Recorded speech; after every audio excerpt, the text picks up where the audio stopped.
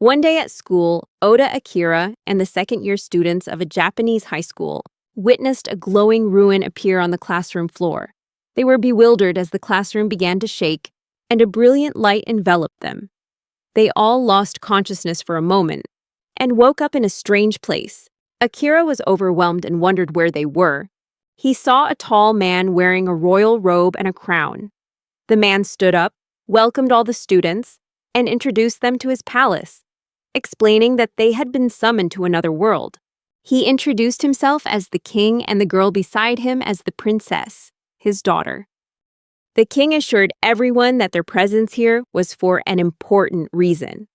Akira was puzzled by the current situation, while the king continued his speech, revealing that he had brought them to this new world because a hero was needed to defeat the Demon King. The other students struggled to believe that they had been summoned and could become heroes.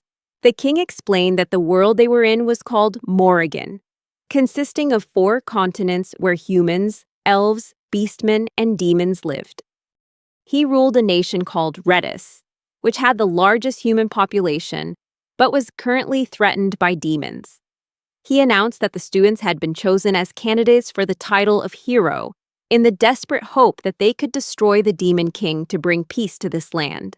An old man with a staff stepped out from behind the king and told the students that only one of them could become the chosen hero. However, the others would also receive special powers, and they all had important roles in the fight against the demons. The old man explained that he would show them how to discover their abilities. Some students were surprised and curious about the kind of abilities the old man was talking about. He revealed that to see the details of their abilities, they needed to say the phrase "status open." Akira decided to follow the instructions and immediately said the phrase. A display screen appeared before him, showing information about his skills: health points, magic points, attack power, defense, and more. Akira realized from the screen that he was an assassin with 18 HP and 12 attack power. He wondered how his numbers compared to the others. Akira could only see his own status bar, and a classmate approached, asking if he had checked his status yet. Akira confirmed that he had, but he confessed that he didn't remember the classmate's name or the names of half the class. Akira asked the classmate about his class, and he revealed that he was a wind mage, but not the hero. Then he asked Akira about his classes, and Akira replied that he was an assassin. Hearing this, the classmate got excited and suggested calling Akira a ninja because he often disappeared during class. Akira figured that the status bars in this world were based on their experiences and characteristics from their time in Japan. He realized he had acquired skills like arithmetic and negotiation through haggling for purchases at the local market. The classmate asked Akira who he thought would become the hero, and after a moment of thought, Akira mentioned Sato Tsukasa as a potential candidate. Akira believed Tsukasa had the qualities of a hero because he was good-looking, had excellent grades, was good at sports, and was a leader in the student council. The old man then summoned all the students and presented a crystal orb on a small pillar. The old man asked the students to line up and touch the orb one by one. He explained that the orb was a magical tool capable of scanning their abilities and displaying their status for everyone to see. Akira began to worry that the orb might reveal their abilities, as he didn't yet fully understand the gravity of the situation. The old man randomly chose a girl to start it, and she agreed. Akira realized that making his abilities public could be a risk. When the girl touched the orb, a large display screen appeared, showing her stats for everyone to see. Akira was stunned to see that the girl's abilities were much weaker than his. He wondered how this was possible and realized that this situation was not in his favor. Determined to keep his abilities a secret, Akira activated his stealth skill. This was a skill assassins often use to hide their presence from normal eyes. His classmate was about to say something to Akira, but to his surprise, he could no longer see him. Confused, the classmate looked around, wondering where Akira had gone. Akira breathed a sigh of relief that his stealth skill had worked successfully. He took the opportunity to remain vigilant, just in case anything unusual happened. Now, it was Tsukasa's turn. and Akira watched closely to see if Tsukasa's stats were stronger than his, which would allow Akira to confidently reveal his own status. As Tsukasa approached the crystal orb and placed his hand on it, his classmates began to whisper, assuming Tsukasa might be the chosen hero. When Tsukasa's class was revealed to be hero, Akira noticed that Tsukasa's total stats were still significantly lower than his. This confused Akira, who wondered why he possessed power that surpassed even the heroes. The old man joyfully welcomed the hero, expressing his delight at seeing him. He explained that in their current roles, most people had a maximum attack power of 100, with even the most skilled warriors only reaching a maximum of 500. Concluding his speech, the old man assured them that with the hero by their side, they could easily defeat the Demon King without any problems. Akira began to feel uneasy and wondered what had made him so powerful. The old man then asked all the students to follow him, promising to help them prepare and equip them with the necessary items for their upcoming journey. Akira saw a surveillance camera on the ceiling and felt even more anxious, sensing that something was about to happen. Later, he found an empty room where he could rest and reflect on the situation. While thinking about the purpose of the assassin class, Akira realized he was destined to support the hero from the shadows with his negotiation skills. He also felt that the king was hiding something from all the students. Akira decided to remain hidden and stay away from the orb to avoid being discovered.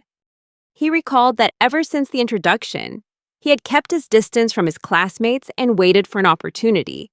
He noticed the room he was in hadn't been cleaned since he entered, but luckily, there were no surveillance cameras inside. At night, Akira decided to leave the room to uncover the king's secret. You snuck into the armory to get new clothes and weapons, because wearing a school uniform would make you stand out too easily. After that, Akira quickly found the king, and happened to overhear a conversation between the king and Princess Maria. She said that the summoned students were unaware of the irregularities, and their true purpose was unclear. The king ordered the princess to proceed with the plan and prevent the students from entering the exhibition hall. He also planned to send the knight commander to train the students the next day. After the princess left, the king went into his study to write something. Akira intended to assassinate the king, but at the last minute, he changed his mind.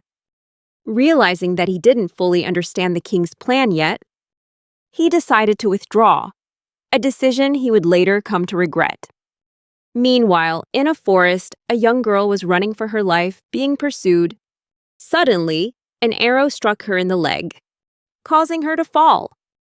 She realized the arrowhead was coated with a sleeping drug. As she tried to pull the arrow out, her attacker, a woman, approached and sarcastically asked why the girl was still alive.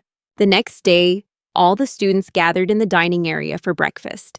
Everyone seemed to be enjoying their meal and chatting quietly about various topics. Suddenly, Tsukasa got everyone's attention by slamming his hand on the table and standing up. He asked everyone to listen to him for a moment. Tsukasa admitted that they were all feeling confused and unable to think clearly due to the shocking event they had experienced the day before, being summoned to another world. However, Tsukasa reassured everyone that he intended to use his power to help the people of this new world. He encouraged the students, expressing his belief in their inner strength and calling on them to join him in the mission to defeat the Demon King. Tsukasa's words rallied the students' spirits, and they all cheered for him in unison. However, Tsukasa silently doubted their enthusiasm, realizing they didn't know whether the king and princess were truly trustworthy. He also pondered how everyone would react upon discovering that the story of demons invading human territory might just be a lie. Despite this, the students agreed to follow Tsukasa's lead. Meanwhile, Akira breathed a sigh of relief for having activated his stealth skill beforehand, which kept him from being noticed. After breakfast, Akira briefly considered escaping the castle on his own. At the training grounds, the students were amazed by the enormous size of the place, admitting it was even larger than their school's field.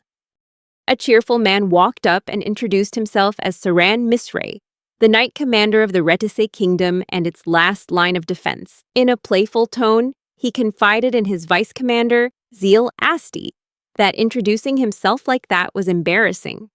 However, Isekai'd advised him that showing his true nature might cause the students to underestimate him. Commander Saran announced to the students that in 1 month's time, they would be venturing into an underground dungeon. For this reason, he promised to train them hard every day until that time came. Some students worried whether they could become strong in just 1 month. But Saran reassured them that if they didn't improve after his training, the problem was their own incompetence. This left the students feeling dejected. But Saran acknowledged their potential and believed they could overcome the training with ease. Akira and Saran's eyes met for a brief moment. Akira smiled and acted normal, but he still doubted if their eyes had truly met, since his stealth skill was active. Akira decided to leave, as he had no intention of following the king's orders. Saran delegated the training to Zeal and quickly disappeared before Zeal could object. While Akira was still wandering off, he was startled to hear the commander ask where he was going. Akira stammered, trying to strike up a natural conversation, but Saran saw right through him. Akira asked how the commander could see him, and Saran revealed that he possessed a special skill called Evil Eye. It was a skill that allowed the user to see things invisible to the naked eye. Akira dropped the act and offered to accept his punishment for skipping training. However, Saran wasn't interested in punishing him or making him go back to training. He just wanted to know where Akira was headed. Akira confessed that he was going to the library. Saran reminded him that the king had forbidden access to it. But Akira still wanted to learn more about this world. Saran confirmed that Akira had been using a stealth skill, and Akira admitted it. Saran asked about Akira's skill level, and he revealed that all his skills were at level 1. Saran offered to teach Akira how to level up his skills. But Akira suspected there was a catch. Saran suggests a deal to exchange information about each other's worlds, and Akira agrees. They shake hands to seal the deal. Just then, Zeal appears and calls out to the commander. He finds Saran with Akira and scolds Saran. Because there's still a lot of work to be done, Zeal apologizes to Akira for Saran's behavior. Akira asks Zeal if he can visit the barracks some other time, and Zeal happily agrees. On their way back, Saran and Zeal realize it's been a long time since Saran smiled the way he did while talking to Akira. Saran admits it's true. Zeal asks Saran about their conversation, and Saran replies that it was just a casual chat about sharing information about their worlds. Saran tells Zeal a few things about Akira's world, like moving metal boxes, floating metal chunks, and how news spreads instantly across the globe. Saran also mentions that Akira comes from a place called Japan. Zeal recalls that the first hero also came from Japan, and theorizes that Akira might be even stronger than the first hero. Saran agrees, and mentions that Akira's stealth skill is maxed out. Zeal is surprised by this information, because besides the first hero, no one else has ever maxed out a skill. Saran explains that in their world, the maximum skill level is usually 9, and it's rare for anyone to get past level 7. However, those summoned from other worlds can easily surpass these levels. Saran wonders why the king isn't paying attention to Akira, and suspects that Akira used his stealth skill to avoid the ceremony the day before. He's confident the king has no idea about Akira's abilities. Saran continues to praise Akira's talent until Zeal asks if Saran plans to bring Akira to their camp. Saran replies that if Akira has realized the king's true nature, maybe they should share their thoughts with him. Saran decides to train Akira personally, not just so he can survive in the dungeon, but to help him maximize his skills. While Tsukasa is training in the courtyard, he sees Akira and expresses his dislike for him. Tsukasa reveals that they've known each other since they were kids, but Akira forgot his name when they were in middle school, even though they sat next to each other. Tsukasa mentions his own popularity, good grades, athletic ability, and decent looks. But Akira still didn't remember him, showing that Akira never paid him any mind. Tsukasa has been secretly watching Akira since they arrived in Morrigan and is unhappy with Akira's hesitation to join the group, as well as his growing closeness with Commander Saran. Tsukasa wonders why Akira won't acknowledge his presence. Princess Maria approaches and offers Tsukasa a glass of water, which he accepts with a smile. He reminds himself to stay calm because he is the hero, but resolves to become stronger to prove himself to Saran and Akira. 1 month later, after completing their training, the students march proudly toward the dungeon. The townspeople cheer for them, but Akira, wanting to avoid the attention, uses his stealth skill to go unnoticed. However, he notices a girl watching them with a cold gaze. Akira approaches her and asks why she's glaring at the heroes like that. The girl retorts coldly, asking if Akira understands the sacrifices that were made to summon them to this world. Before leaving, she suggests they'll meet again after Akira finds the answer, as she has a feeling they're destined to cross paths again. Afterward, Commander Saran, Zeal, and Akira gather for a quick briefing. Saran announces that their next destination is the Continental Dungeon. He goes on to explain to Akira that there is one dungeon on each of Morrigan's 4 continents, and each is named after its respective continent. Saran assures Akira that the knights will escort him and the other students to the dungeon, encouraging him to show off the progress he's made after a long month of training. The students bravely engage in battle with monster rats, and they successfully defeat many of them. However, due to the sheer number of rats, a few manage to break through their defensive line. In a dangerous moment, a rat lunges toward a girl, causing her to scream in panic. But Akira quickly eliminates the threat. Akira expresses his surprise to Saran, admitting he had underestimated the students' abilities. Akira recalls that they had initially progressed smoothly through the first 30 floors of the dungeon. Unfortunately, one of the students accidentally triggered a trap, causing a flood of monster rats to pour in.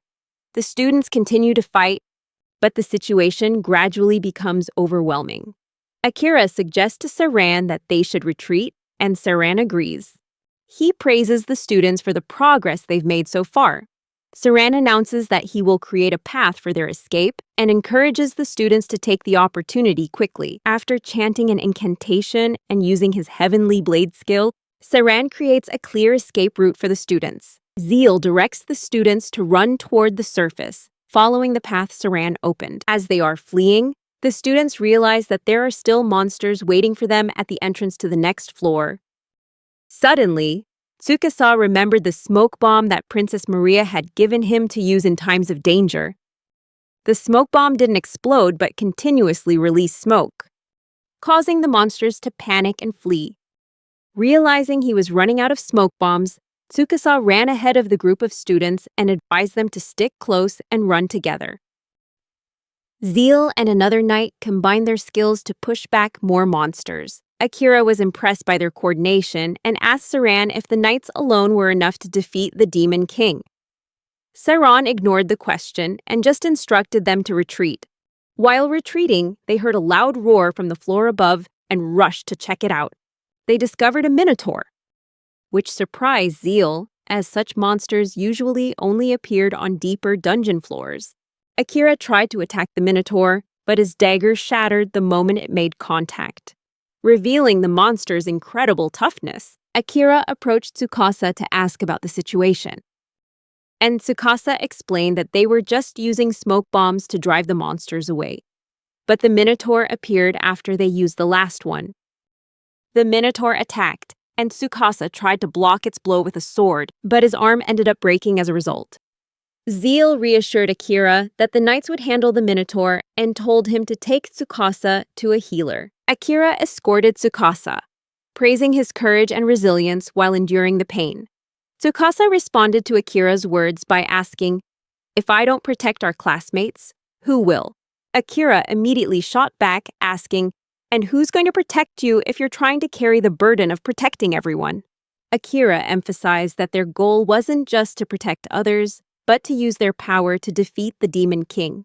He reminded Tsukasa that their classmates had all been trained for this day and were capable of protecting themselves.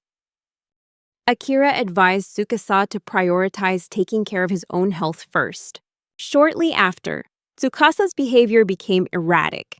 He started mumbling and saying incoherent things. Akira quickly realized that something was wrong with Tsukasa. Akira then asked the other students if any of them had healing or exorcism skills. Two girls stepped forward, Hosoyama Shiori, a healer, and Ueno Yuki, an exorcist. Yuki wondered what being an exorcist could do to help Tsukasa, and Akira replied that he would explain later. Akira asked Shiori to heal Tsukasa's arm, and she agreed to do so immediately. Yuki asked about her role, and Akira instructed her to use her spell curse skill on Tsukasa. Spell curse is a skill that allows the user to exorcise or dispel any kind of curse or possession on another person. Yuki began to chant and perform the exorcism. At first, the spell seemed to be working, but then Tsukasa's body resisted the exorcism, surprising everyone around them as they had no idea Tsukasa had been cursed all this time. Akira noticed the knights were struggling to deal with the powerful Minotaur and considered joining the fight. However, he hesitated, not wanting to leave Tsukasa alone while he was still recovering. Another classmate encouraged Akira to join the fight, assuring him that they would take care of Tsukasa. Filled with determination, Akira approached Saran and insisted on sharing important information about Tsukasa's condition. However, Saran suggested they put it off until after they defeated the Minotaur. Akira explained that since his dagger was broken, he was forced to use a secret skill he had learned, regardless of whether Saran agreed or not. Saran accepted the plan and urged Akira to ensure everyone's safety once they returned to the surface. After the terrible monster was defeated, Akira and his classmates found themselves under the guidance of the brave knights as they navigated their way out of the perilous dungeon. However, their journey was not over, as there was still a long way to go before they could safely return to the castle. As they advanced through the dense forest, the commander issued a stern warning, reminding everyone not to let their guard down for even a second.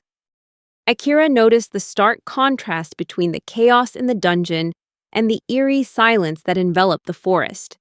Realizing the importance of staying vigilant in any situation, Akira reminded his companions to stay on high alert, recognizing the need to prioritize their safety. During a moment of rest, Akira decided to check his progress by looking at his status.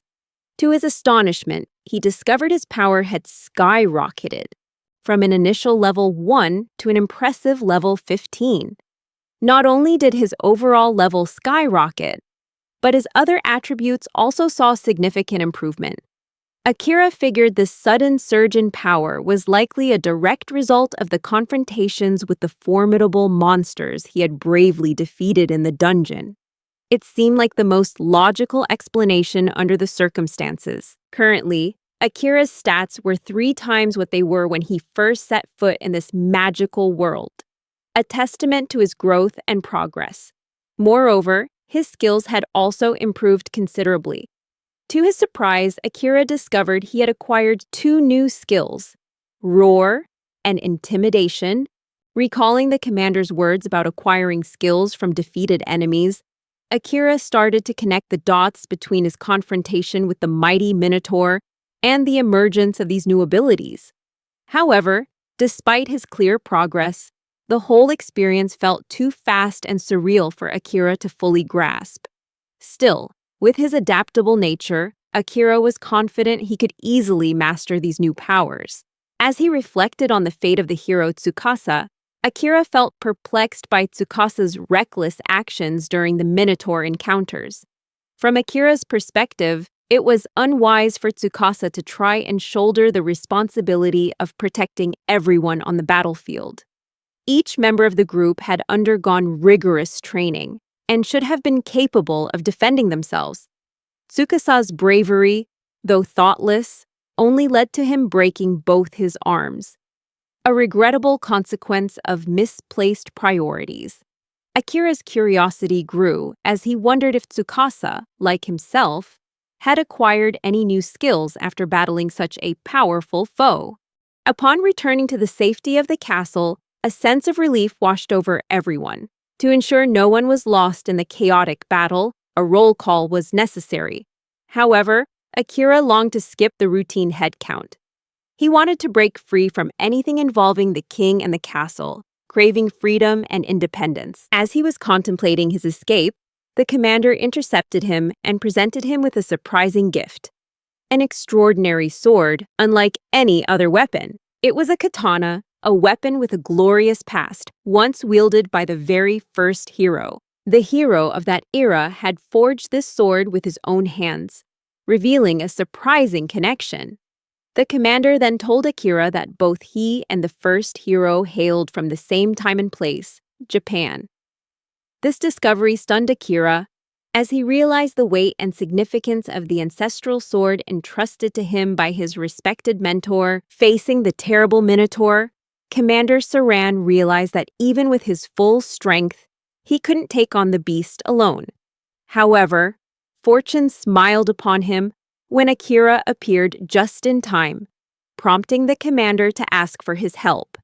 Without hesitation, Akira wholeheartedly lent his support, recognizing that the commander's knowledge and guidance were far more valuable with him alive than in the afterlife. Siren felt the same, admitting there was still so much he wanted to learn about Akira's world, including wonders like airplanes and telephones. In a heartfelt pledge, Akira promised to satisfy Saran's curiosity and explain everything he wanted to know, on the condition that they both survive this battle. With a firm agreement reached, they prepared to face the challenge ahead together. The onlookers realized Saran's intention as he prepared to execute a skillful pincer attack, designed to ensure everyone's safety and evade the monster's devastating blow. They followed his command, retreating from the battlefield to maintain a safe distance. Saren summoned power from the heavens, calling for divine aid, and unleashed a brilliant bolt of lightning that struck the massive beast. Its pained roar echoed in agony, making it clear why those nearby had to keep a safe distance. Amidst the monster's roars, the onlookers could clearly see that Saran had dealt a significant blow to the mighty Minotaur. Saran then signaled to Akira, indicating it was his turn to act. With unwavering determination, Akira utilized the arcane power of shadow magic, earning Saran's admiration for his quick thinking and sharp strategy. Their combined skills formed a coordinated and calculated assault, catching the monster completely off guard. Saran directed Akira to execute a pincer attack, noticing that the surprise assault seemed to daze the monster. Even Akira could feel the pressure of the battle. This wasn't the first time he had faced such a grueling challenge. Months of arduous training had prepared him for fights just like this. However, Akira remained unfazed, relentlessly striking the monster with precise blows while using his shadow magic like invisible threads to bind it from every angle. With determination, Akira engaged in an exhausting tug-of-war, forcing the Minotaur to submit to his strength. Finally, the fierce battle concluded with the Minotaur's decapitation, the beast collapsing lifeless to the ground. Exhausted from overexerting his power, Akira just wanted to go home, his body completely drained. He was praised for his remarkable achievement. It was truly a job well done. The commander informed Akira that he and the first hero came from the same era, from Japan.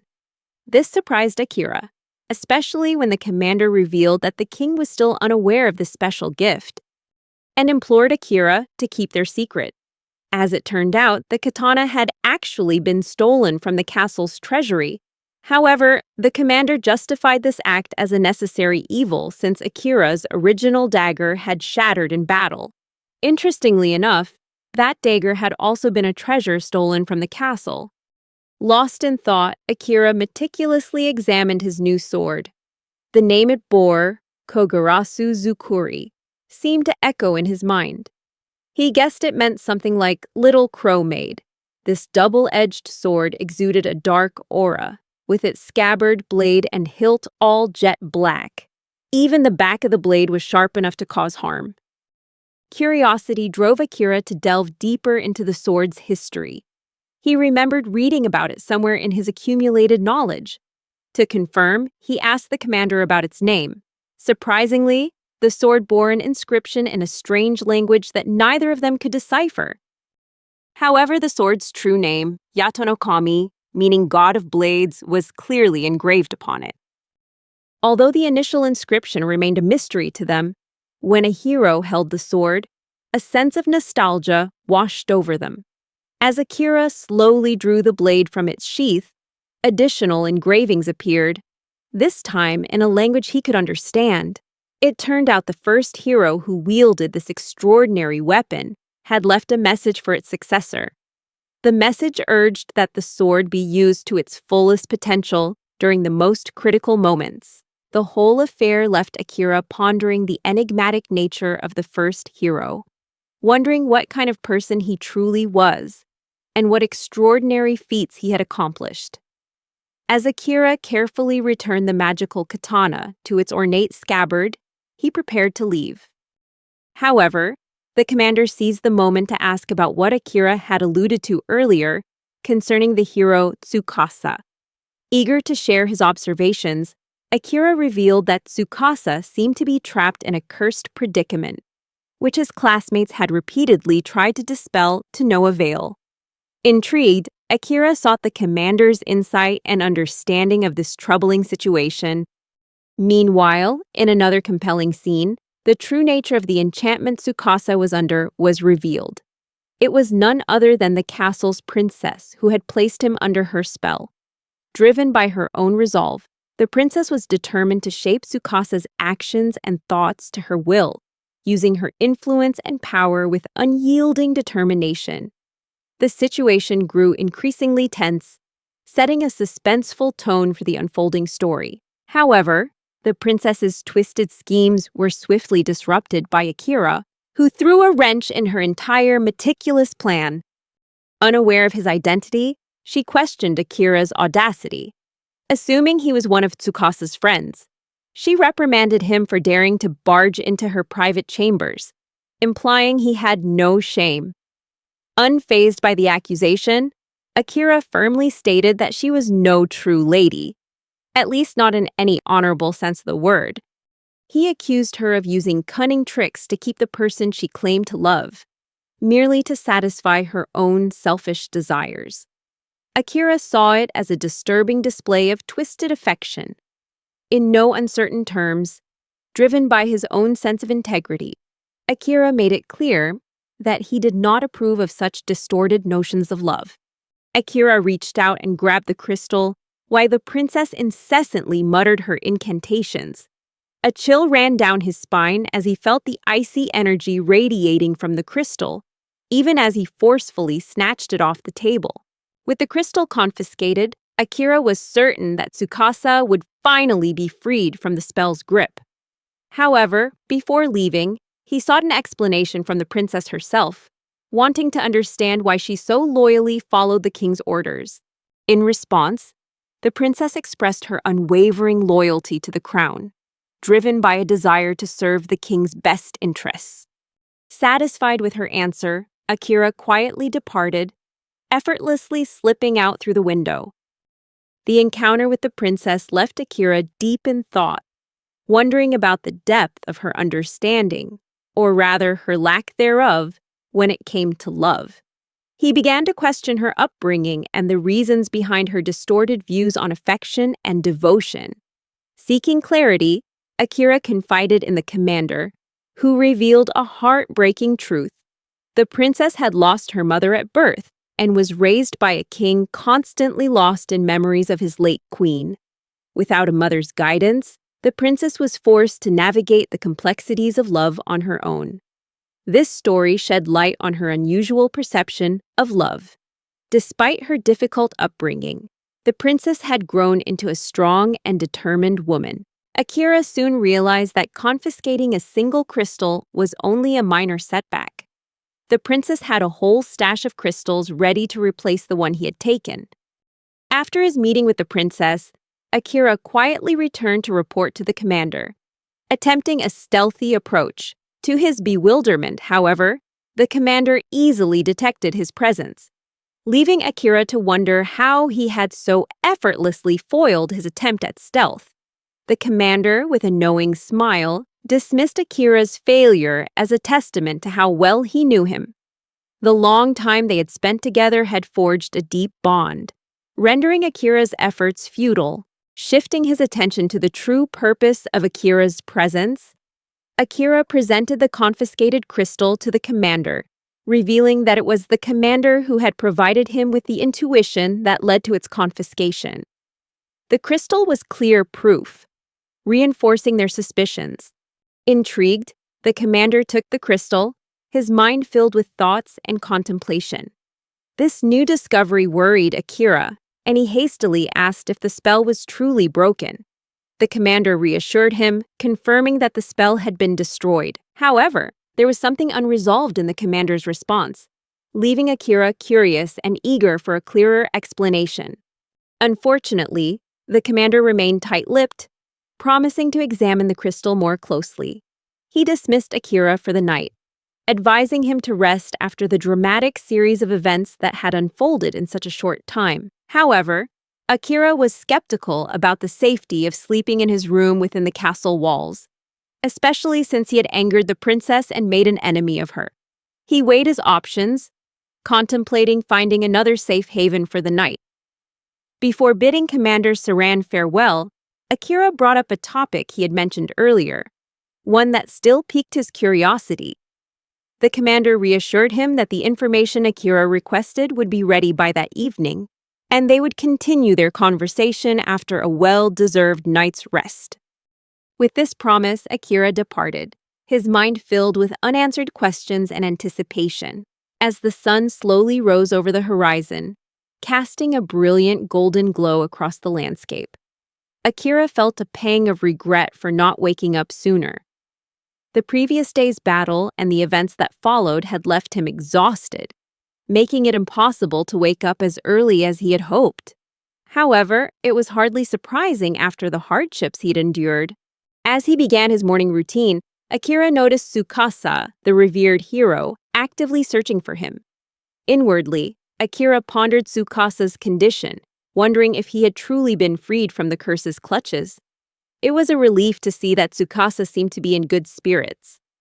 Akira decided to reveal himself and strike up a conversation, inquiring about Tsukasa's condition, concerned for his well-being. In response, Tsukasa quickly assured him that he was fine, but it was clear his health was not the most pressing concern at the moment.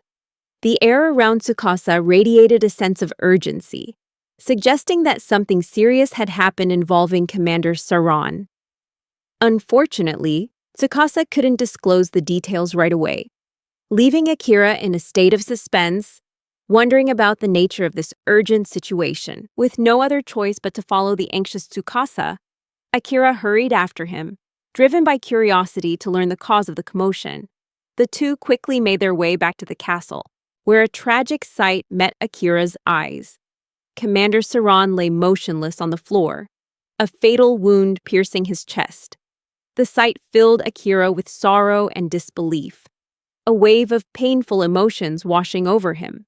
A crowd had gathered around the commander's body, confirming that he was dead. Akira couldn't comprehend why this had happened. He had lost his mentor, his friend.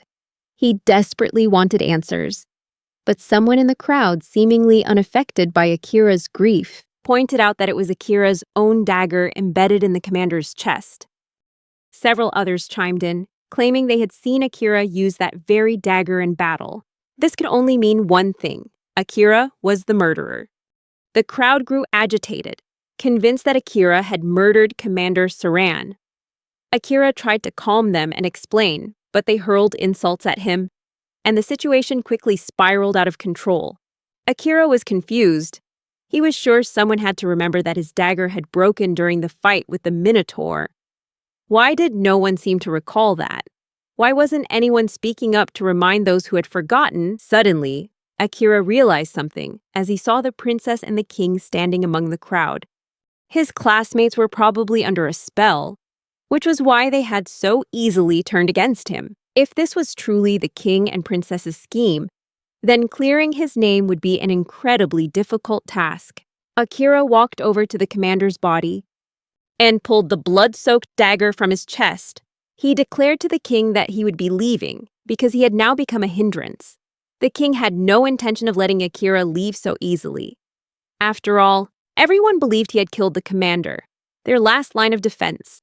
Letting such a murderer go without severe punishment would be insane. Once out of earshot, the princess whispered to Akira that he knew too much, just like the late commander. Therefore, what was coming was the price for their curiosity. The king ordered Akira's arrest, but he remained surprisingly calm, clearly one step ahead of the king's schemes. As the guards closed in, Akira activated his stealth skill and vanished. The king ordered the guards to search everywhere, checking every nook and cranny. Meanwhile, the vice commander managed to contact Akira, informing him that the commander had left a letter for him, along with something Akira had previously requested. The vice commander also wanted to know if the assassination unit, the Night Crows, was operating under the king's orders, but didn't wait for an answer. He warned Akira to be careful, as he was now a target, and advised him to leave the castle immediately for his own safety, giving him a solemn nod. Akira bid the vice commander farewell, his mind set on his escape from the castle. The request he had once made to Commander Saran now became an integral part of his meticulous plan, a testament to his foresight. From the beginning, Akira had intended to leave the castle walls, but the unfolding events, especially the king's reckless actions, only accelerated his departure. However, this untimely escape came at a steep price: the loss of someone he deeply respected. Commander Saran, who had met a tragic end. Determined and resolute, Akira vowed to avenge the commander's death, pledging to bring justice to those responsible. Even so, Akira understood that the journey ahead would be long and challenging. Despite his unwavering spirit, he was aware of his current limitations. Akira understood that he did not yet possess the strength he craved. He had to accept that the path to revenge would likely be a long one, requiring him to grow and gain more power before he could face his enemies with the might he desired. Meanwhile, the king was in a cheerful mood. He chatted with the princess, speaking of how his wish had been fulfilled. Commander Saran's death was bad news for everyone else, but to the king, Saran was just a troublesome pest who needed to be eliminated. The fact that someone as great as Saran could be killed so easily pleased the king. The princess even suggested they should reward the Night Crows assassination unit for their efforts. Furthermore, the curse on everyone, except for the hero, was now complete. Model. Now, there was only one reason left to wage war against the Eastern Kingdom. Everything would have been a cause for celebration, if not for the existence of one stubborn man. Akira. As much as the king wanted to ignore his presence, he couldn't stop thinking about Akira, who lingered constantly in his mind. People like him often met unexpected and random ends. But just to be sure, the king ordered the Night Crows to keep an eye on Akira. 10 days had passed since Akira entered the king's dungeon. Underground, there was no certain way to tell the time, but Akira relied on his stomach to keep track, counting the number of meals he had consumed. At some point, Akira realized he had to conserve his rations, so he started grilling the meat from the monsters he encountered, which surprisingly tasted quite good. For now, he focused on the beast-like monsters, leaving the humanoid ones alone. But Akira knew that at some point, he might have to stop being picky.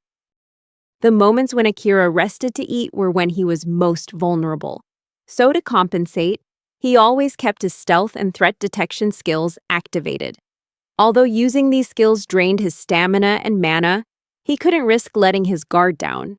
But that was all that was on Akira's mind right now. Now he needed to eat and prepare for the next room, the dungeon's boss room. Every 10 floors, there was always a giant boss.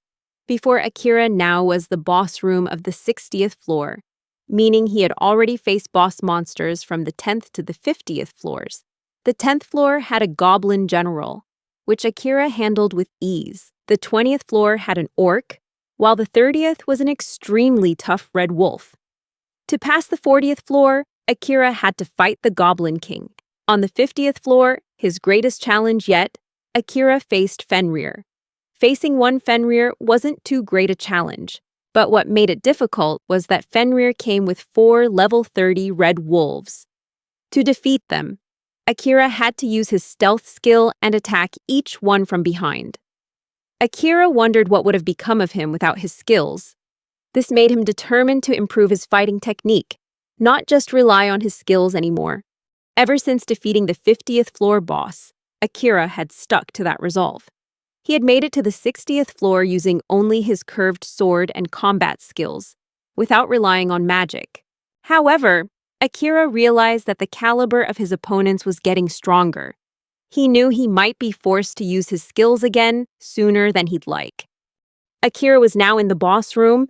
Every boss room he had been in so far had doors that automatically locked when someone entered, and these doors wouldn't open until the battle was over. In other words, once Akira stepped inside, there were only 2 outcomes. He dies, or the boss dies. These weren't conditions anyone would want to accept, but Akira was ready for the fight. As soon as Akira entered the room, the boss appeared. This was a true bloodthirsty beast. The giant monster had the head and upper body of a lion, the horns and lower body of a goat, and a venomous snake for a tail. Akira, with his limited knowledge of Greek mythology, quickly recognized the monster as a chimera. He prepared for battle, telling himself that this time it was just a one-on-one fight. It couldn't be that hard, but he was wrong.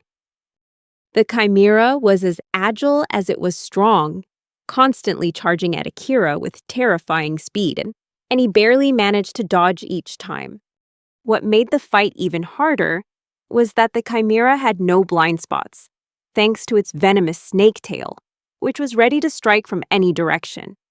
Akira found it difficult to sneak in and attack from behind. This wasn't a normal one-on-one fight, it was a true nightmare.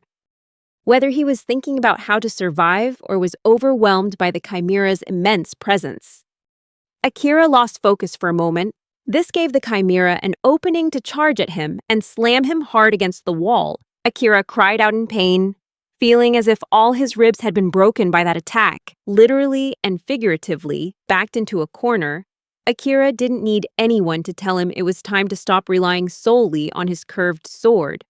There was no way he could kill the chimera with just that weapon. To survive, Akira decided to put everything he had into this fight. In a last-ditch effort, Akira used his dark magic skill on the monster, with his hands outstretched. His consciousness began to fade, and Akira felt like he was dreaming because Commander Saran was standing right in front of him, talking to him. Perhaps this was just a memory. Yes, he had heard the commander say this before. Commander Saran told Akira that his dark magic, however powerful, had fatal flaws. It seemed to have a mind of its own, with an enormous mana cost and the risk of going out of control. That was why the commander always warned Akira to be careful when using it. Akira was always on high alert when using his dark magic. When Akira came to, all he could sense was the sweet, metallic scent of blood enveloping him. Before him, the chimera lay defeated, but his body still wouldn't move. Just as he thought, fighting a boss-level monster without using his skills was too difficult, Akira passed out again. While his dark magic automatically activated due to the severity of his injuries, the system immediately switched to recovery mode. But Akira didn't have enough mana for a full restoration. So, the remaining mana was drawn from his dark magic. It wasn't a bad skill, especially in critical situations like this. In the beginning, the creator god made the heavens and then created the earth. Using his own body as a model, he created mortals, including humans, elves, demons, and beastmen. The creator god gave them lands to live on, work to do, and status to protect themselves. He hoped that caring for these mortals would help soothe his heart, which had been hardened by the conflict among the gods. However, as fate would have it, mortals were not so different from the gods. They craved more things like land, women, or men, and from that, wars erupted everywhere. This enraged the god Aether at the behavior of mortals, and he created monsters, then divided the world into 4 parts. The demons, who could control monsters, were despised by the other 3 races, and were driven to the volcanic continent, called Volcano. The elves, in contrast, chose to live on the continent where sacred trees grew to touch the sky, their land called the Forest.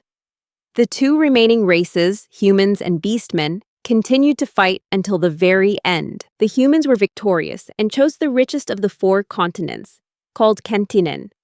The beastmen received their own continent, called Brute. That is how the 4 races came to have their own continents to live on.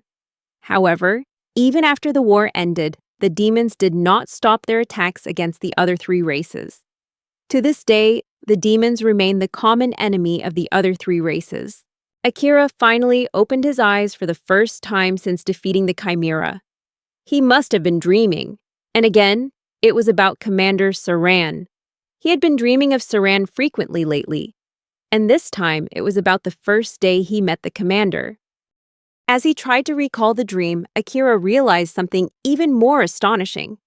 For someone who couldn't move before passing out, his body was now in perfect condition, and all his wounds were gone. Akira didn't understand what had happened, but what he was sure of was how he felt. And right now, he felt incredibly hungry. His first instinct was to find something to eat in the forest, but as he looked around, he saw the Chimera's corpse still lying on the floor. Charity begins at home, or in this case, right on the dungeon floor. The Chimera's meat showed no signs of spoilage, and there were no insects or maggots around its body. Akira decided to roast the Chimera meat using one of Kieran Morgan's magic stones. People without magic skills could still use simple spells like lighting a fire or creating a little water. Akira used the magic stone to roast the Chimera and began to eat. He had no regrets at all. The meat was so delicious he couldn't stop until he was stuffed. Now that he was full, Akira thought back on why his wounds had been healed. Could someone have happened to pass by, taken pity on him, and healed him? But then he remembered that he was locked in the boss room, which ruled out the possibility of anyone helping. Akira checked his status to confirm that he didn't have any regeneration skills, but then he discovered he had a new skill, and it had a strange name: Good Luck. This wasn't a completely unfamiliar skill to Akira. In fact, he had hoped to get the skill sooner. If he'd had it before, he might have discovered the plot to assassinate Commander Saran and could have prevented it. Akira's threat detection skill notified him that a danger was approaching. He looked around but didn't see anything at first. However, his skills had never been wrong, so he trusted them and decided to take a closer look. Thanks to that careful look, Akira managed to dodge a slime falling from above. It wasn't just his threat detection skill that was active. Akira's presence sense skill also made him clearly feel that someone was nearby. But just like with the slime, he didn't see anyone at first. Deciding to start with what he knew, he decided to defeat the slime before worrying about anything else. The slime made a lot of noise and moved around a lot, but Akira had faced worse enemies and wasn't fazed by this monster. The slime tried to attack him by launching a part of its goo at him, but it was too slow to hit him. Akira easily dodged and went straight for the monster, slashing it with a single, swift strike of his blade. Good enough for a warm-up, he thought to himself. Akira prepared to move on, but as soon as the slime was destroyed, he noticed a clear figure inside. Wait, that's a person? Only Akira could have discovered this in the deepest part of the dungeon. It was a girl with long, pointed ears and a very beautiful face. Akira remembered enough from Commander Saran's stories to recognize that this was an elf. From what he knew, elves loved nature and sacred trees, and they despised humans for frequently cutting down forests. Elves also rarely left the forest continent, so Akira wondered why an elf would wander so far from her homeland. These questions couldn't answer themselves, and he couldn't just leave her there. So, Akira decided to wait patiently until the elf girl woke up. Akira sat down to wait for the elf to wake up, not knowing how long it would take. Waiting around without doing anything was unusual for Akira. His life was usually filled with events, learning, and training, so waiting might offer him a fresh perspective. Still, Akira told himself to be patient. But it wasn't long before he started to get bored and decided to find something to do while he waited. Akira remembered he had a skill from the beginning called Eye of the World. He had never tried using the skill and didn't know what it could do. This might be a good time to test it.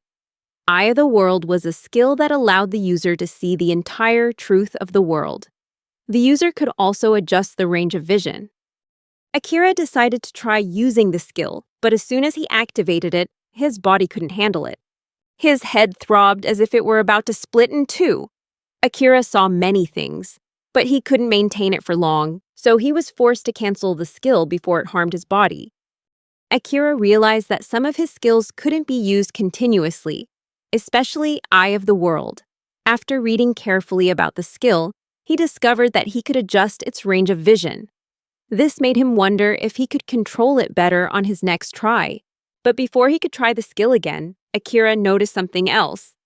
The elf he had just saved was waking up. Meanwhile, outside the dungeon, in the city, Asahina Kyosuke, a samurai, entered a strange room and began to destroy the crystals inside. Completely unaware of his actions, it seemed he was being influenced by the king and princess. Back in the dungeon, the beautiful elf had regained consciousness. Akira rushed to her side. The first thing he did was check if she was physically okay. The elf confirmed that she was perfectly fine. Next, Akira offered her some food, figuring that after so long inside the slime, she must be very hungry. Just as he expected, the elf was very hungry and quickly took the food from his hand. However, what Akira didn't expect was that after eating, the elf ran off and hid behind a nearby pillar. Akira wondered if she was afraid of him, feeling like he was trying to earn the trust of a wild animal. He brought another piece of meat to lure her closer, and since she was still very hungry, the elf gave in and came out to get the food. With this exchange, Akira felt that he had built a certain level of trust. Now that she seemed to trust him more, Akira decided to ask her why she was in the slime. The beautiful elf replied that she didn't know how she ended up in there, but even if she did, it wasn't something she wanted to talk about. Akira found that reasonable and had no problem with her not wanting to share more.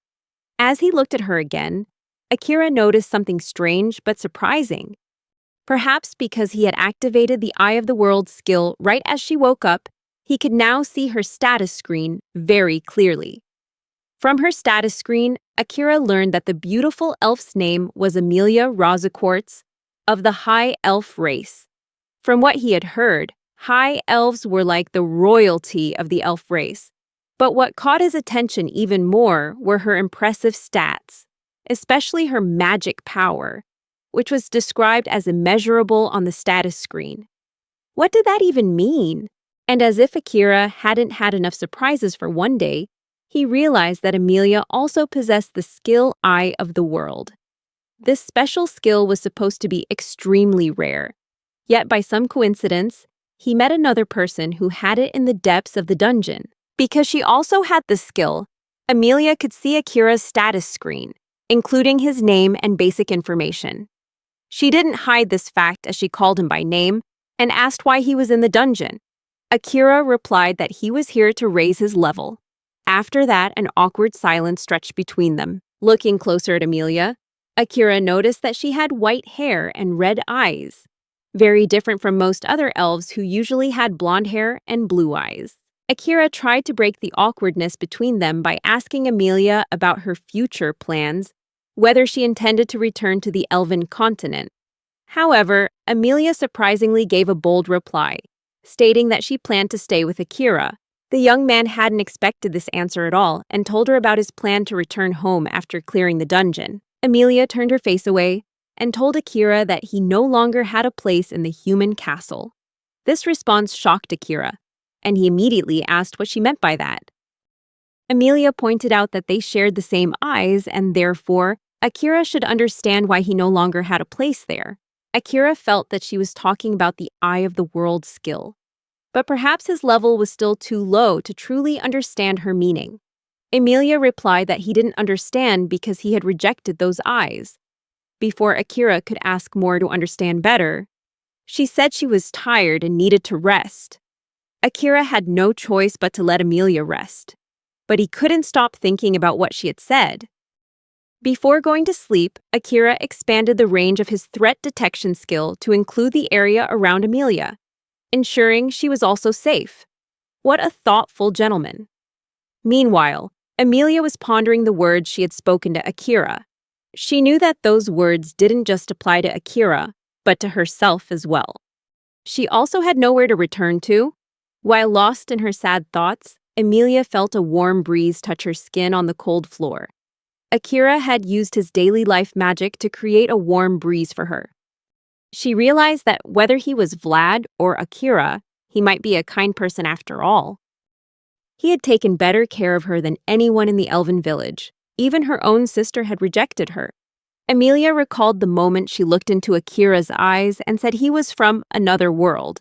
She wondered what kind of world Akira came from and what the people there were like. Meanwhile, at the human castle, Tsukasa was trying to rally the humans and propose a plan to defeat the Demon King, hoping to persuade them to join him in the battle. However, most of the people mocked Tsukasa, while others were surprised that he would volunteer to leave in this chaotic situation. It hadn't been long since Commander Saran was killed, an act everyone believed was caused by Akira. Tsukasa remained calm, as he knew most of the insults came from the effects of the curse. The purpose of the curse was to prevent people from cooperating with each other. Even so, the taunts were starting to get on Tsukasa's nerves. The king and princess were clearly doing everything they could to defeat Tsukasa, but he declared that he had no intention of giving up. Tsukasa was determined to leave the castle, even if he had to go alone. Just as he was about to leave in frustration, someone from the crowd suddenly volunteered to join him. It was the samurai, Asahina Kyosuke. It seemed all it took was for one person to step up, because right after, 4 others, including Ueno, quickly expressed their desire to fight the Demon King with Tsukasa. Tsukasa announced that their departure was certain, regardless of whether the king agreed or not. He ordered everyone to quickly disperse, pack their things, and leave the castle before they could be stopped. Meanwhile, a guard was secretly watching Tsukasa's group from a back wall. He didn't intervene, simply returning quietly to report to his master. The new group of warriors, led by Tsukasa, succeeded in escaping the castle. Strangely, there was no resistance at the gate, which they found a bit odd, but they figured they were probably just lucky. Tsukasa needed to confirm something, so he asked why they decided to come with him. Ueno pointed out that perhaps all 6 warriors were now free from the curse's influence. They didn't know exactly how the curse was broken, but perhaps Asahina knew something. Asahina recounted the story of how he found himself in a room and destroyed 6 crystals with his katana. The 6 crystals might have symbolized the 6 current warriors, who had been freed from the curse. However, this was just a theory. There were still many unanswered questions, such as what had compelled Asahina's body to destroy those 6 crystals. They examined the katana to see if it was a cursed item, but there were no signs of anything wrong with the weapon. It was a pure white katana named Hakuryu. Since they were still near the city, the brave warriors decided to press on and deal with the questions later. Meanwhile, the guard who had been watching Tsukasa's group had now returned and was reporting to his master. Fortunately, the master the guard reported to was the vice commander, not the king. From the report, it seemed the king still knew nothing of Tsukasa's movements. The vice commander was relieved, as this meant he had bought more time for Tsukasa. He hoped that the group of heroes would make good use of that precious time. Meanwhile, Tsukasa was approached by one of the 6 warriors, who wanted to better understand the overall strategy for defeating the Demon King. In response, Tsukasa proposed a meticulous and calculated approach, stressing the importance of tackling each challenge systematically and carefully. He emphasized that their immediate goal was to escape the dangerous forest and move far away from the territory controlled by the cruel king. Tsukasa advised everyone to be extremely cautious, avoiding any reckless actions that could endanger their safety or hinder their progress. Meanwhile, Asahina Kyosuke delved deep into his memories, recalling the memories he shared with Akira and Tsukasa over the years. The 3 of them had been classmates since kindergarten. But the relationship between Tsukasa and Akira had always been tense. Akira, known for his mysterious nature, had a strange ability to disappear before anyone could even see him. This was often mistaken for aloofness or even hostility. Kyosuke had noticed that Tsukasa disliked people who didn't acknowledge his presence, which was exactly what Akira often did. Kyosuke still clearly remembered a surprising encounter with Akira while he was working at a construction site. Akira's discomfort was obvious, likely stemming from the surprise of Kyosuke recognizing him. The situation was a bit ironic, as Kyosuke himself hadn't expected Akira to remember him. However, the chance encounter led to a heartfelt conversation. Kyosuke reassured Akira that having part-time jobs didn't violate any school rules, in case Akira was worried about potential consequences. As it turned out, Akira's worry wasn't about being reported, but about hiding his secret job from his friends.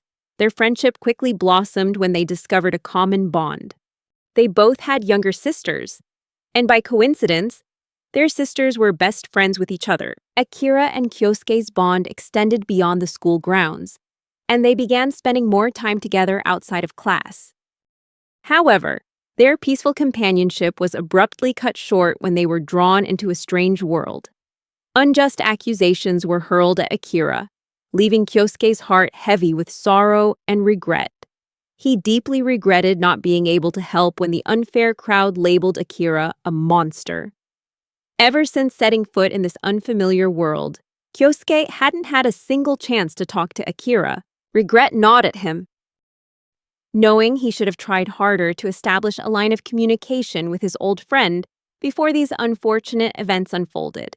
To make matters worse, Kyosuke was further burdened by the impression he might have left on Akira, having become part of the crowd that believed him to be a guilty murderer.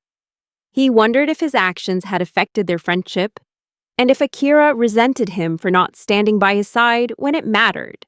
These thoughts intensified Kyosuke's anguish, making him yearn for a chance to redeem himself. Although their friendship began with a simple and pure connection through their younger sisters, their current circumstances had thrust them both into a much more complicated situation. Kyosuke longed for an opportunity to correct his past misjudgment and bridge the emotional gap that had grown between him and Akira since their arrival in this mysterious world.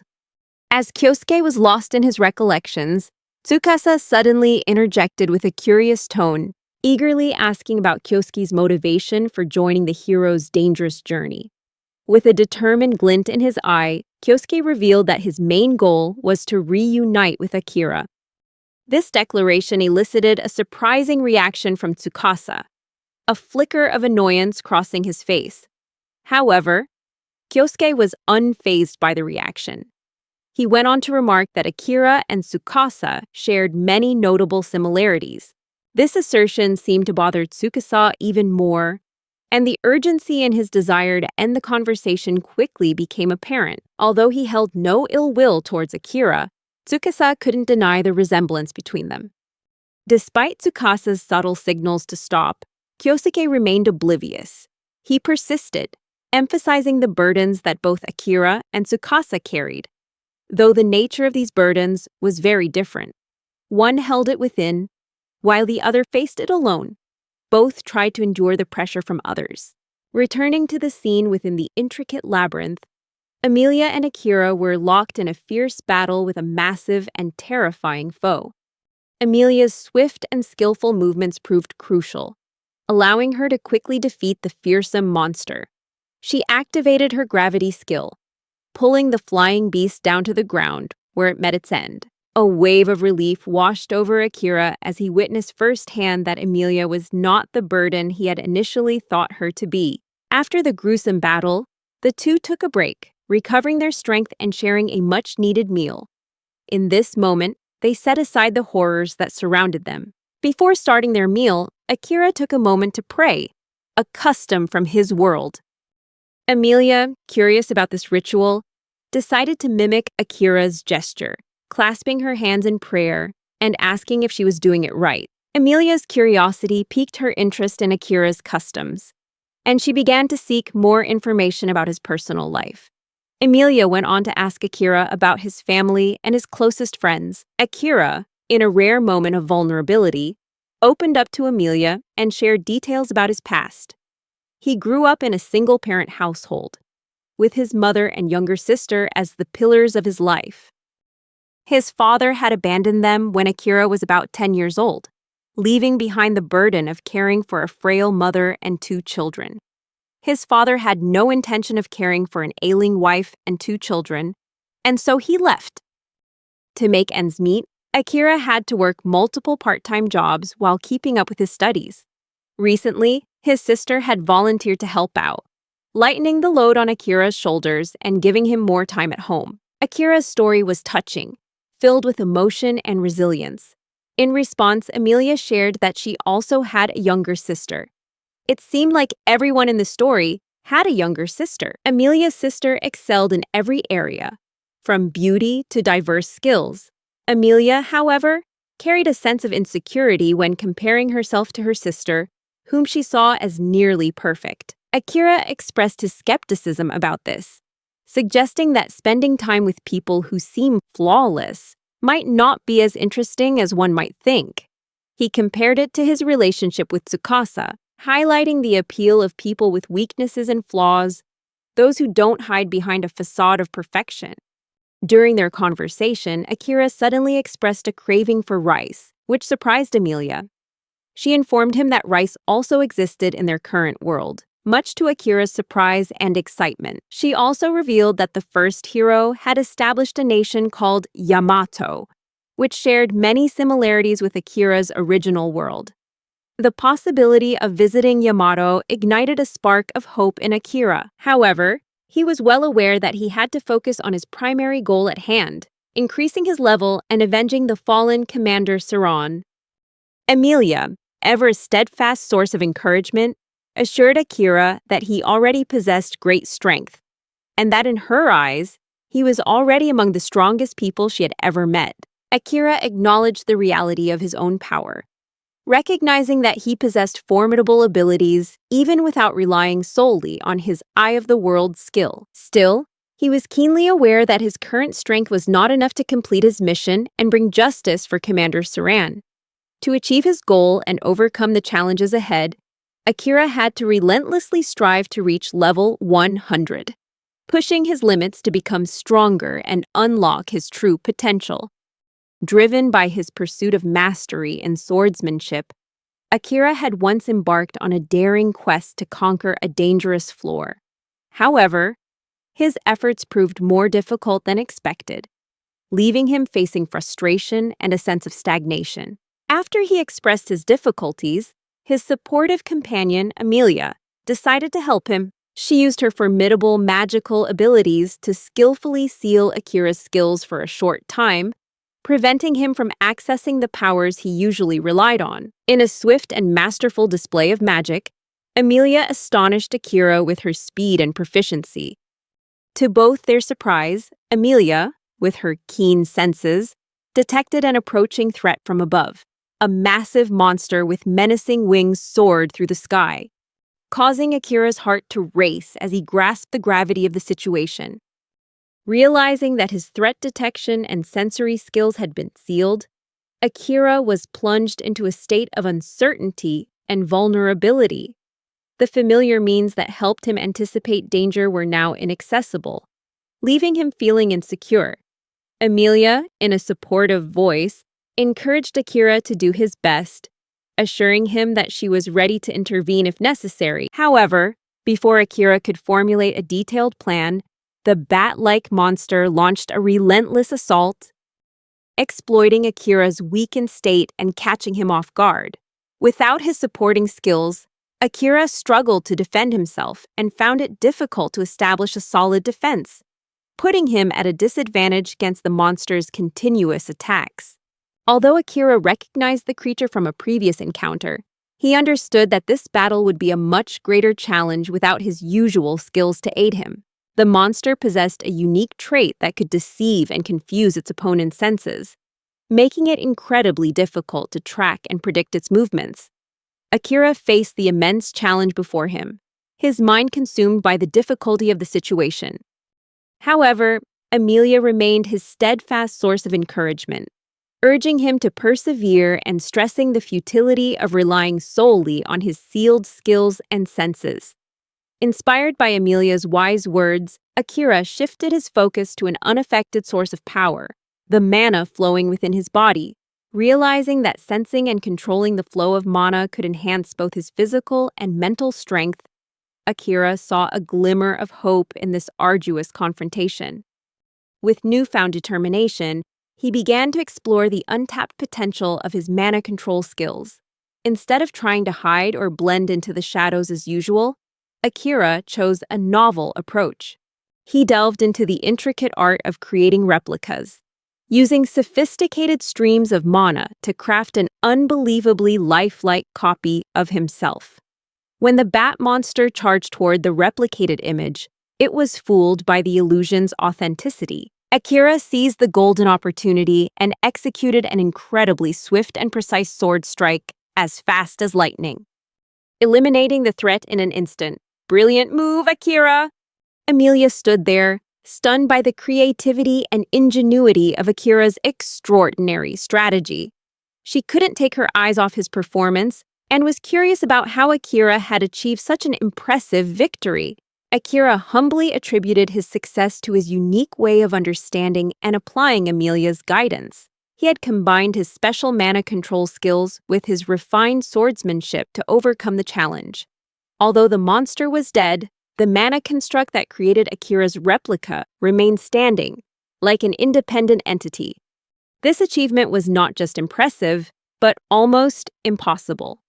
Typically, only mages with extraordinary magical abilities could create independent mana constructs. However, this skill was not entirely unprecedented. In history, it had been performed by the first hero, a legendary figure from the past. Akira and Amelia, with unwavering determination, continued deeper into the perilous dungeon. Undeterred by the challenges ahead, they persevered and finally stood before the imposing 80th floor. They were in awe of the vast space that stretched out before them, a floor larger than anything they had encountered before, its scale and grandeur dwarfing the previous levels. Before them was a colossal staircase that seemed to stretch endlessly, reaching for the heavens. Akira's sharp eyes scanned the surroundings, searching for any sign or clue of the formidable boss they would have to face. Curiosity filled his mind, urging him to uncover the hidden secrets of this floor. Where was the boss hiding? How could they detect its elusive presence? Then, as if in response to their yearning for answers and discovery, a magnificent sight unfolded right above them. A beautiful creature spread its wings and soared into the sky, its grace leaving them both in awe. Akira's gaze immediately shot upward, his heart skipping a beat as he beheld the majestic form of a dragon. Its vast wings were spread wide, casting a shadow over the dark landscape of the deadly dungeon. Akira's instincts immediately sensed danger, prompting him to act quickly. With a swift pull, Akira pulled Amelia out of the dragon's reach, ensuring her safety. The sight of this magnificent creature filled them with excitement, as they realized they were facing a true wonder of the mythical world, a dragon, the ultimate symbol of power and legend. Akira's mind raced, trying to devise a plan amidst the chaos and uncertainty. He quickly understood that a direct assault on the airborne dragon was futile, a dangerous act that could lead to disaster. Thinking quickly, Akira suggested that Amelia use her excellent gravity magic skills, harnessing that power to pull the dragon down to the ground and neutralize its aerial advantage. Despite being well aware of the potential risks, Amelia nodded in agreement, her eyes filled with determination and a hint of anxiety.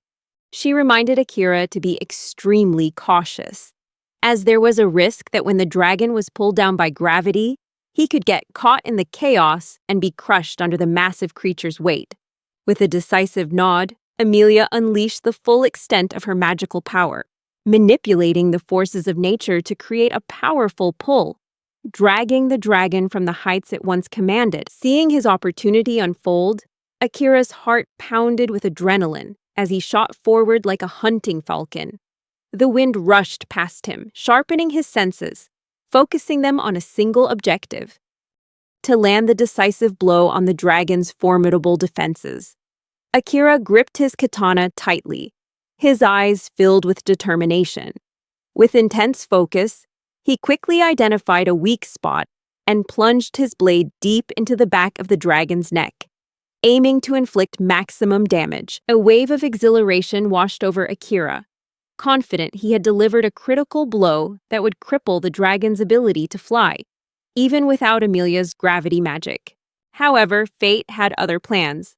The dragon, defying all expectations, showed incredible resilience and violently threw Akira from its back. Akira was flung violently into the air, tumbling chaotically. The ground rushed up to meet him, and he landed with a heavy thud, sending a cloud of dust into the air.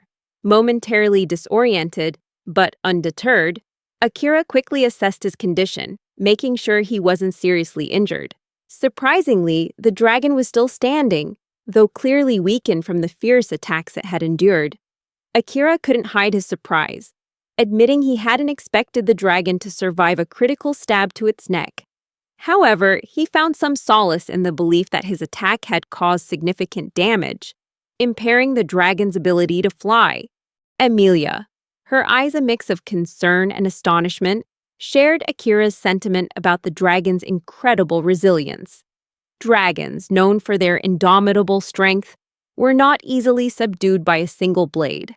This left Amelia feeling puzzled, as if something was wrong. A sense of unease crept into her mind, and Akira agreed, remarking that this dragon felt distinctly different from the chimera he had faced. Even after using the Eye of the World to analyze its attributes, Akira couldn't help but notice that the dragon's stats seemed incomplete, as if something was shrouded in mystery. They both stood in stunned silence as the dragon, with resolute will, advanced once more. Sensing the danger, Akira instinctively rushed forward, placing himself between the beast and Amelia, shielding her from any potential harm. Flames erupted from the dragon's mouth, forming a blazing inferno that threatened to engulf everything in its path. With lightning-fast reflexes, Akira skillfully dodged the fiery assault, his body moving with grace and agility despite the dire situation.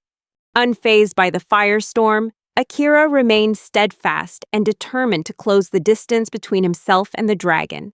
He was confident his katana had the power to overcome any obstacle, while still acknowledging Amelia's concerns about the dragon's mysterious power and the unknowns surrounding it.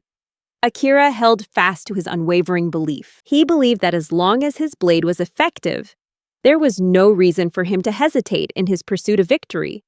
Gathering every last bit of courage he had, Akira fearlessly executed a leap, his agile body soaring through the air as gracefully and fluidly as an acrobat. With unwavering precision, he descended, his katana finding the weak spot on the dragon's forehead with perfect accuracy. The clash of steel against dragon scales echoed through the air. Through a combination of dark magic and unyielding determination, Akira subdued the once mighty dragon. In a spectacular display of skill and power, the once dominant and overwhelming creature immediately began to succumb to the irresistible pull of gravity. It descended to the ground in a powerful display. But in that very moment, something miraculous happened. The dragon underwent an astonishing transformation, taking on a completely unexpected form, a sleek and elegant black cat. This sight left both Akira and Amelia stunned, their minds reeling as they tried to process the inexplicable change. The fierce, terrifying dragon had been transformed into a tiny cat, a feat that defied all logic and challenged their understanding of the world. To their surprise, the cat opened its mouth and spoke, its voice carrying a mixture of confusion and reluctant admiration. It remarked on its own defeat at the hands of a human, someone it had initially looked down on for his appearance. With a change in tone, the cat implied that no human had ever ventured this far, to the 80th floor, before, and so it had decided to have a little fun with them. Though surprised, Akira confronted the cat, feeling hurt by the comment about his appearance. However, the cat remained indifferent, its nonchalant attitude evident in every word. It casually dismissed Akira's concern and proceeded to deliver a message. The most important thing was that Akira was curious about the identity of the person who sent the message to him. As besides his classmates, he couldn't think of anyone else who knew about him.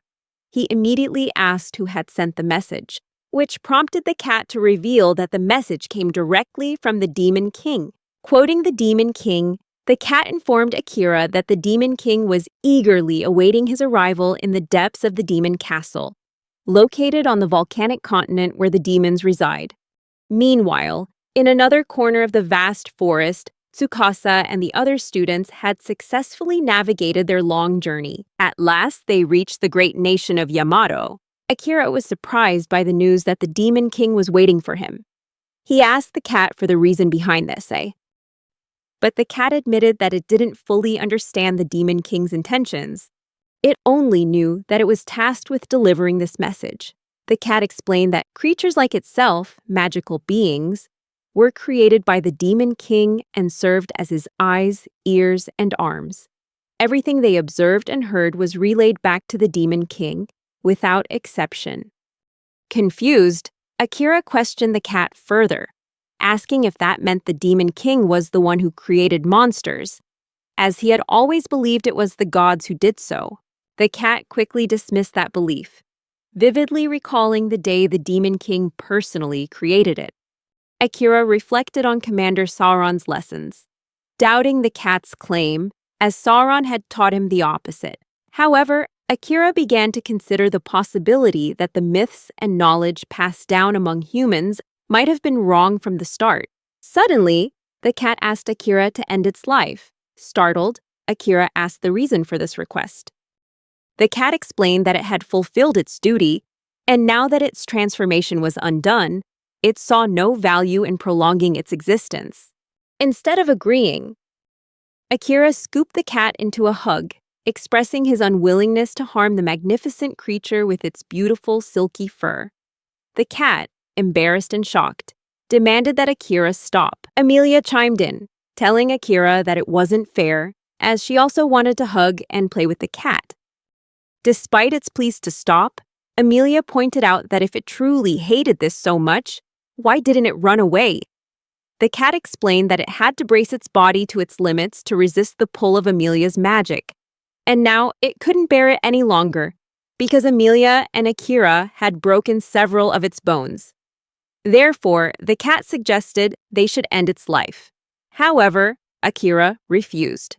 The cat believed that if Akira spared it, it would become a laughingstock upon returning home. Akira seized this opportunity and suggested that since the cat couldn't go home, it should come with them. The cat asked Akira if he understood the implications of what he had just said, and Akira confirmed that he did. The cat warned Akira that if it stayed with him, every action and word of Akira's would be reported to the Demon Lord. Akira reassured the cat that he knew that, but in return, the cat would have a place to belong. Akira also mentioned that the Demon Lord would eventually gather information on them anyway, and for him, he would learn more about Morrigan and get to play with the cat every day. The cat was stunned, admitting that it couldn't comprehend how the human brain worked. Amelia reminded the cat that regardless, they had won the battle, which meant they had the right to decide its fate. Therefore, the cat should not object anymore. The cat agreed to go with them, but warned that they shouldn't regret this decision. Then, Akira laughed and pointed out that the cat spoke so confidently, despite being unable to move. As Akira tried and failed to find an exit on the dungeon floor, he remembered that, unlike this time, whenever he defeated a monster, a door or staircase to the next floor would appear. The cat explained that there was no exit, as the dungeon refuses to let the floor's boss survive. The dungeon created by the Demon Lord had a will of its own to prevent any monster from escaping. The cat asked Akira what his next move would be, and whether he would change his mind and kill it. It clarified that not only the exit but also the entrance would remain sealed until it died, and they risked starving to death if they continued this way. However, Akira told the cat that even if killing it would make things easier, he would still choose to take it with them. Amelia added that it was too early to give up. Akira asked if Amelia had found a way for them to escape, and she replied yes, but proposed that they had to name the cat first. Akira was confused as to why Amelia wanted to name the cat, but the cat quickly realized that Amelia wanted Akira to make a covenant with it, in which they would become master and servant. Akira didn't really understand what a covenant was, so Amelia explained that it was a contract that binds a human soul to a monster's. She added that usually only demonkin could control monsters, but there were also some humans who had a strong affinity with them. The first hero created this bond through a ritual called a covenant. The cat realized that Amelia wanted Akira to become its new master, in order to free it from its duty as the floor's monster boss. Amelia confirmed this and believed that since Akira could control his mana like the first hero, he was also capable of doing it. However, the cat warned them that the covenant would not happen unless both the namer and the named agreed.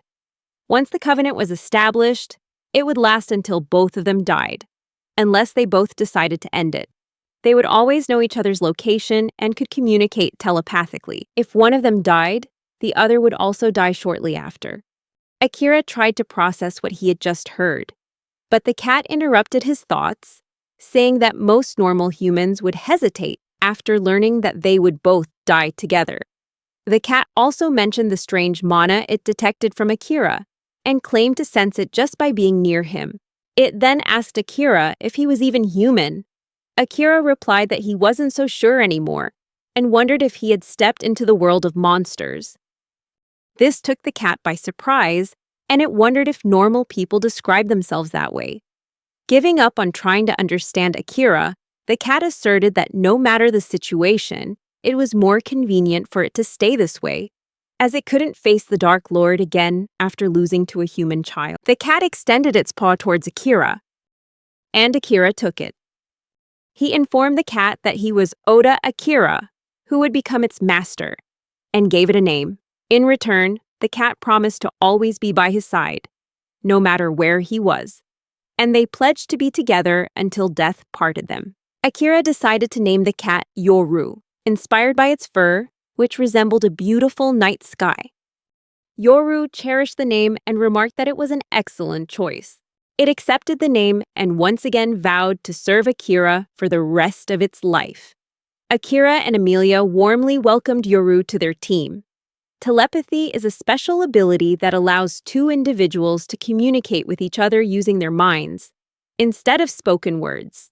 Amelia, with her sharp observation, noticed a faint symbol on the back of Akira's hand. Immediately, she remarked that the mark was very similar to the one on Yoru's forehead. Yoru, using its telepathic powers, went on to explain to Akira that the symbol on his hand was proof that their souls were now connected. This pact allowed them to communicate mentally. Curious, Akira asked Yoru if its connection to the demon lord still existed, now that he had become Yoru's partner. Yoru confirmed that its bond with the demon lord would always remain intact. Akira then wondered if his new pact with Yoru might provoke the demon lord. Yoru reassured him that the demon lord wouldn't mind, suggesting that Akira should consider himself its second master. Although still doubtful, Akira sought confirmation for this arrangement, and Yoru responded with unwavering confidence and encouragement. Meanwhile, in the midst of their conversation, a sudden and brilliant circle appeared, catching Amelia's attention and causing her to inform them of the strange event. Yoru told Amelia that her plan had succeeded, because now that it was under Akira's control, the dungeon no longer recognized it as the monster boss, and the path to the next floor was finally revealed. Akira noticed a difference in the exit on this floor compared to the previous ones. Instead of stairs or a door, there was a glowing circle. Amelia explained to Akira that this circle was a magic portal, capable of transporting anyone who stepped into it to a desired location. Curious, Akira asked Amelia what would happen if multiple people entered the circle at once. Amelia clarified that the circle would only choose one person's destination, and everyone would be transported there. Suddenly, Akira realized that this magic circle was similar to the one that had appeared in his classroom. He wondered if this circle was the same one, and if anyone in his class had wished to come to this parallel world. Akira believed it was possible, as many of his classmates were unhappy with their daily lives and might have dreamed of escaping to another world. Emilia interrupted Akira's train of thought by saying she was hungry. Meanwhile, Akira's classmates, who had ventured into the country of Yamato, were having a wonderful time, enjoying various Japanese dishes similar to what they had eaten in their own world. They seemed to have cleaned themselves up and changed their clothes. Tsukasa asked Asahina and Suda if they could meet up after they finished eating. He explained that he was looking for a book in Yamato. The other students looked at each other with confused expressions, so he assured them that he wasn't asking them to buy it. He said that there was a lot they didn't know about Morrigan, and if they hadn't met a kind merchant in the forest who guided them, they might have gotten lost. Asahina agreed with Tsukasa and realized how foolish they had been not to suspect anything when they were forbidden from entering the castle library. Tsukasa added that they didn't have much money in this new world, and they needed to learn how life worked in Morrigan. Asahina told Tsukasa that if he planned to leave the city, he wanted to join him in searching for the book, as it would be easier to cooperate in this new world. Tsukasa fell into thought, his silence showing his desire to team up with Akira. However, he was aware that Asahina might not approve of what he was about to do. Regardless, once his preparations were complete, Tsukasa's plan was to head to the continent where the demon lord resided. He asserted that without Akira, he himself was the true hero, and therefore, he wouldn't wait for Akira or follow in his footsteps. His main goal was to quickly defeat the demon lord and ensure everyone's safe return to their world. During their discussion, Tsukasa suggested that if the three boys were to leave the city, they should return to the Haragoya first, as their laundry would be dry by then. Tsukasa suggested they head to the port together. He went on to propose that after their meal, they should form their own party. As Tsukasa slurped a spoonful of ramen, he wondered if Akira was eating properly and wished for his strength. Meanwhile, in the dungeon, Akira and Emilia were sharing a meal. Akira informed Emilia that the absence of stairs and the appearance of the magic circle indicated that the 80th floor was the final level of the labyrinth. Yoru pretended not to understand what Akira was saying, but Akira reminded Yoru that it used to be the boss of this place and should have some knowledge. Yoru explained that everything depended on the labyrinth's will, but if they went through the circle, they would be transported to their desired location. Akira mentioned a strange feeling about the 80th floor and believed that while they had explored most of the labyrinth, they hadn't reached the 100th floor area yet. He urged them to continue their journey until they found it. Yoru was surprised and asked if Akira was aiming to reach the 100th floor of the labyrinth. Akira replied that it was the last thing Commander Saran had wished for. This revelation shocked Yoru, who clarified if they were talking about Saran Misray. Akira confirmed it and asked Yoru if it knew Commander Saran. Yoru explained that they had known him for a long time and wondered if Saran, who had been at the main temple, had come to the labyrinth. Akira confirmed this, and Yoru asked if Saran was dead. Akira revealed that he had been killed, the motive being revenge. Akira expressed his desire to seek justice for those who killed Saran. Unbeknownst to him, this desire for revenge had awakened an intense bloodlust and a formidable intimidation skill within him. This sudden transformation affected Emilia, making it difficult for her to breathe. In a panic, she called out to Akira, telling him that he was causing her pain. Upon hearing her plea, he quickly regained control of his emotions and suppressed the overwhelming bloodlust. Yoru reflected that Akira's bloodlust had almost made him seem as if he had lost his humanity. Yoru acknowledged the strength of the main castle, but clarified to them that the challenges they faced in the labyrinth were contrary to what they might expect. It added that in some cases, their blades, which were supposed to be very durable, ended up shattering, mainly due to the nature of the dungeon. Yoru warned Akira that if he relied solely on sword techniques, he would find himself in a dangerous situation in the labyrinth, which was filled with physically powerful monsters. Furthermore, Yoru emphasized that if regular swords proved effective, Akira could easily overcome the monsters using magic. Yoru advised him that if he entered the labyrinth's gate with just a sword, without tapping into the magical abilities hidden within him, his chances of victory would be almost impossible. Realizing this, Akira deduced that training only with a sword throughout the labyrinth would raise the difficulty to a level that could be considered hard mode.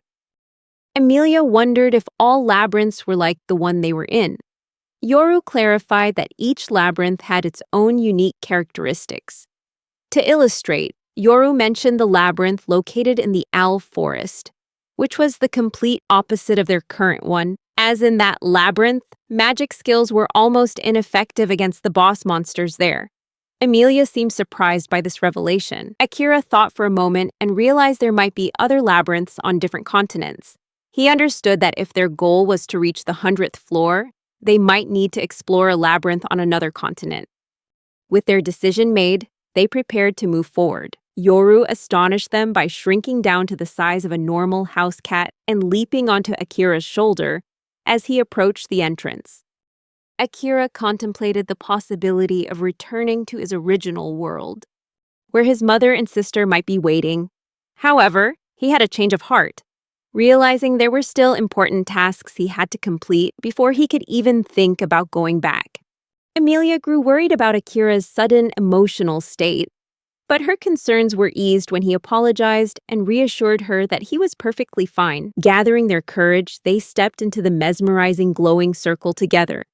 In the blink of an eye, a brilliant light enveloped them, and after just a few brief moments, they mysteriously vanished. Years ago, Emilia and her younger sister, Kirika, had stumbled upon a hidden room filled with old books and interesting artifacts. This storeroom was tucked away in a forgotten corner of their castle, with dusty shelves and creaky floorboards. Emilia and Kirika snuck into the storeroom, full of excitement and mischief, knowing they were breaking the rules. Kirika discovered something interesting and called out to Emilia in excitement. In their excitement, they both made a bit of noise, but Kirika quickly covered Emilia's mouth, afraid their father would catch them. Kirika showed Emilia an old book she had found among the stacks. Inside, they found a beautiful illustration of two identical-looking girls, one with white hair and red eyes, while the other had blonde hair and green eyes. The two girls were captivated by the picture, and Kirika guessed that the girls in the picture were royalty, while Emilia deduced they were twin sisters, just like herself and Kirika, due to their striking resemblance. Kirika then spotted some strange writing on the picture of the girl with white hair and red eyes, and she wondered what exactly was written beneath the girl's image. She also noticed that the girl in the picture with white hair bore a striking resemblance to Emilia. Suddenly, a mysterious cloaked figure entered the room through the open door, wearing an enigmatic smile. The man in the cloak approached them, both intimidating and intriguing, and asked if they wanted to know the meaning of the words in the picture. The two girls were startled, feeling a mix of fear and excitement. Kirika asked about the stranger's identity, while Emilia, heedless of the worry, eagerly begged the stranger to reveal the meaning of the words on the page. Finally, unable to contain the suspense any longer, the man leaned in and revealed to them that the meaning of the word written on the picture was atonement. Back in the present, the glowing circle had successfully transported Akira and Emilia out of the dungeon and into a forest. Much to the surprise of them both, Emilia quickly recognized the familiar scenery and was shocked to discover that they had been transported to the Elven Kingdom. She wondered why they had ended up here instead of somewhere else, when all she had wanted was to go somewhere with Akira, not this specific place. Yoru noticed the sacred tree of the elves and informed Akira that they were in elven territory. Confused, Akira turned to Emilia for confirmation, asking if they had really returned to her homeland. However, Emilia, already panicking, ignored Akira and began muttering about the dire consequences of staying in this location. Suddenly, An arrow whizzed through the air, nearly hitting Amelia, but fortunately, Akira managed to pull her out of harm's way just in time. Recognizing the arrow's distinctive style, Amelia realized who the attacker was the moment she saw the archer. Hiding in the bushes at a safe distance, Akira, oblivious to Amelia's joy at her return, decided to confront the attacker. The attacker tried to fire another arrow. But before he could do so, Akira swiftly appeared behind him, holding a knife to his throat. Akira warned him, stating that if he dared to make a single move, he wouldn't hesitate to slit his throat. Amelia finally caught up to them, and recalled that the attacker's name was Liam Gladiolus, a member of an elite noble family. Liam scoffed contemptuously and remarked that he was surprised to see the princess, as he had been on an expedition when he stumbled upon a glowing circle, only to see Amelia emerge from it. He accused her of shamelessly abandoning her homeland. Amelia tried to explain, insisting that she hadn't abandoned her country. However, Liam cut her off and accused her of running away. He questioned if she truly believed that disappearing was for the best, but then dismissed the matter, saying it no longer mattered. According to him, there was no longer a place for her in the elven territory, because her sister, Kirika, was there to take care of everything. Liam called Amelia the Atonement Princess and informed her that her sister would be arriving soon, stressing that escape would be impossible. Akira, who was growing annoyed with Liam's rambling, quickly struck Liam on the head with the hilt of his dagger, knocking him unconscious. He ordered Yoru to grow larger so they could ride him and escape, taking Liam as a hostage. Yoru grew in size, and Akira noticed Amelia's hesitation as she prepared to climb on. However, he pulled her up anyway, and Yoru immediately began to accelerate to top speed. Amelia warned Akira that there were elves in the forest, so escaping would be impossible, as they would surely give chase. In response, he assured her that if she could lead them to a more open area, he would be able to use his katana, which was difficult to wield among the dense trees. She expressed her understanding and led them toward a safe location outside the forest. After a while, they successfully broke free from the dense forest and entered an open field surrounded by the forest trees. Akira felt a sense of relief that they had finally escaped, just as Amelia had predicted. However, Amelia gripped Akira's arm and warned that, instead of escaping, they had walked right into an ambush. They were relentlessly cornered with no visible escape as countless bloodthirsty elf warriors surrounded them. The elven archers formed a circle around their targets, executing a double pincer ambush. To protect Amelia from danger, Akira ordered her to stay put on Yoru. He then asked Yoru for a favor, who seemed to anticipate what Akira needed, and assured him he could handle it. When they saw Akira had captured Liam, the elven archers grew furious and demanded to know how he dared to treat Liam like that. They warned Akira that his life was on the line if he didn't release Liam immediately. Attempting to negotiate, Akira proposed a deal. If he released Liam unharmed, they would have to let both him and Amelia pass. Princess Kirika Rose Quartz, Amelia's twin sister, finally appeared, declaring that any such negotiations were out of the question. She revealed that they had been relentlessly pursued while in hiding, but now that she had caught up with them, the criminals, she would not allow them to get away so easily. Akira questioned her about the accusation of them being criminals, asking if Amelia, as the princess of the land, wasn't exempt from that classification.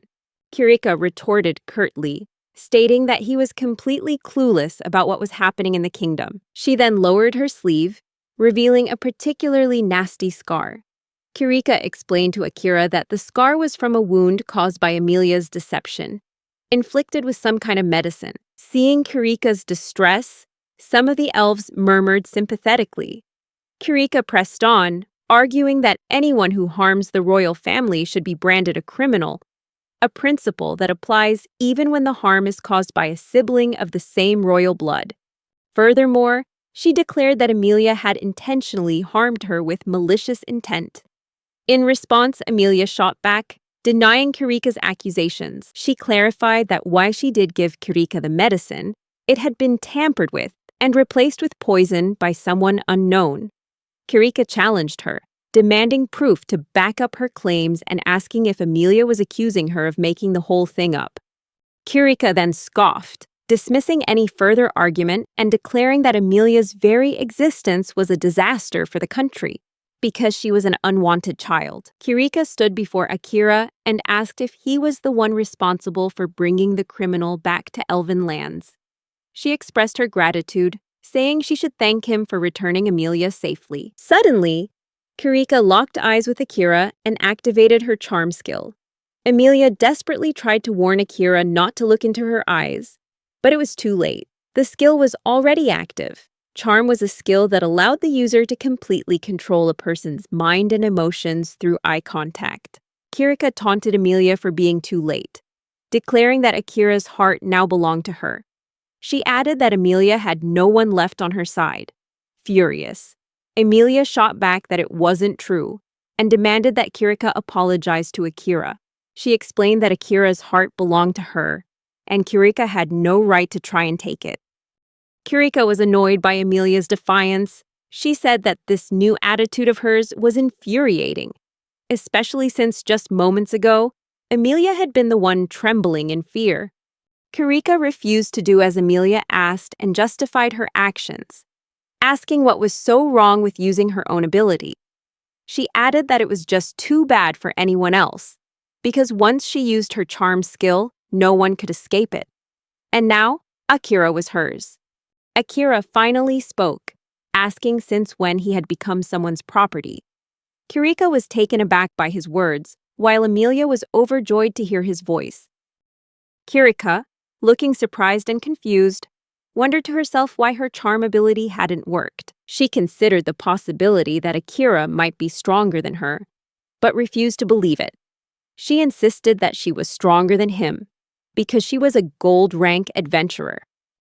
Akira was impressed to learn that Kirika was a gold-rank adventurer. He mentioned he'd read about them in the royal library, that there were only 4 gold-rank adventurers in the entire world, and that it was the highest possible rank. Kirika began to confirm that she was indeed one of them.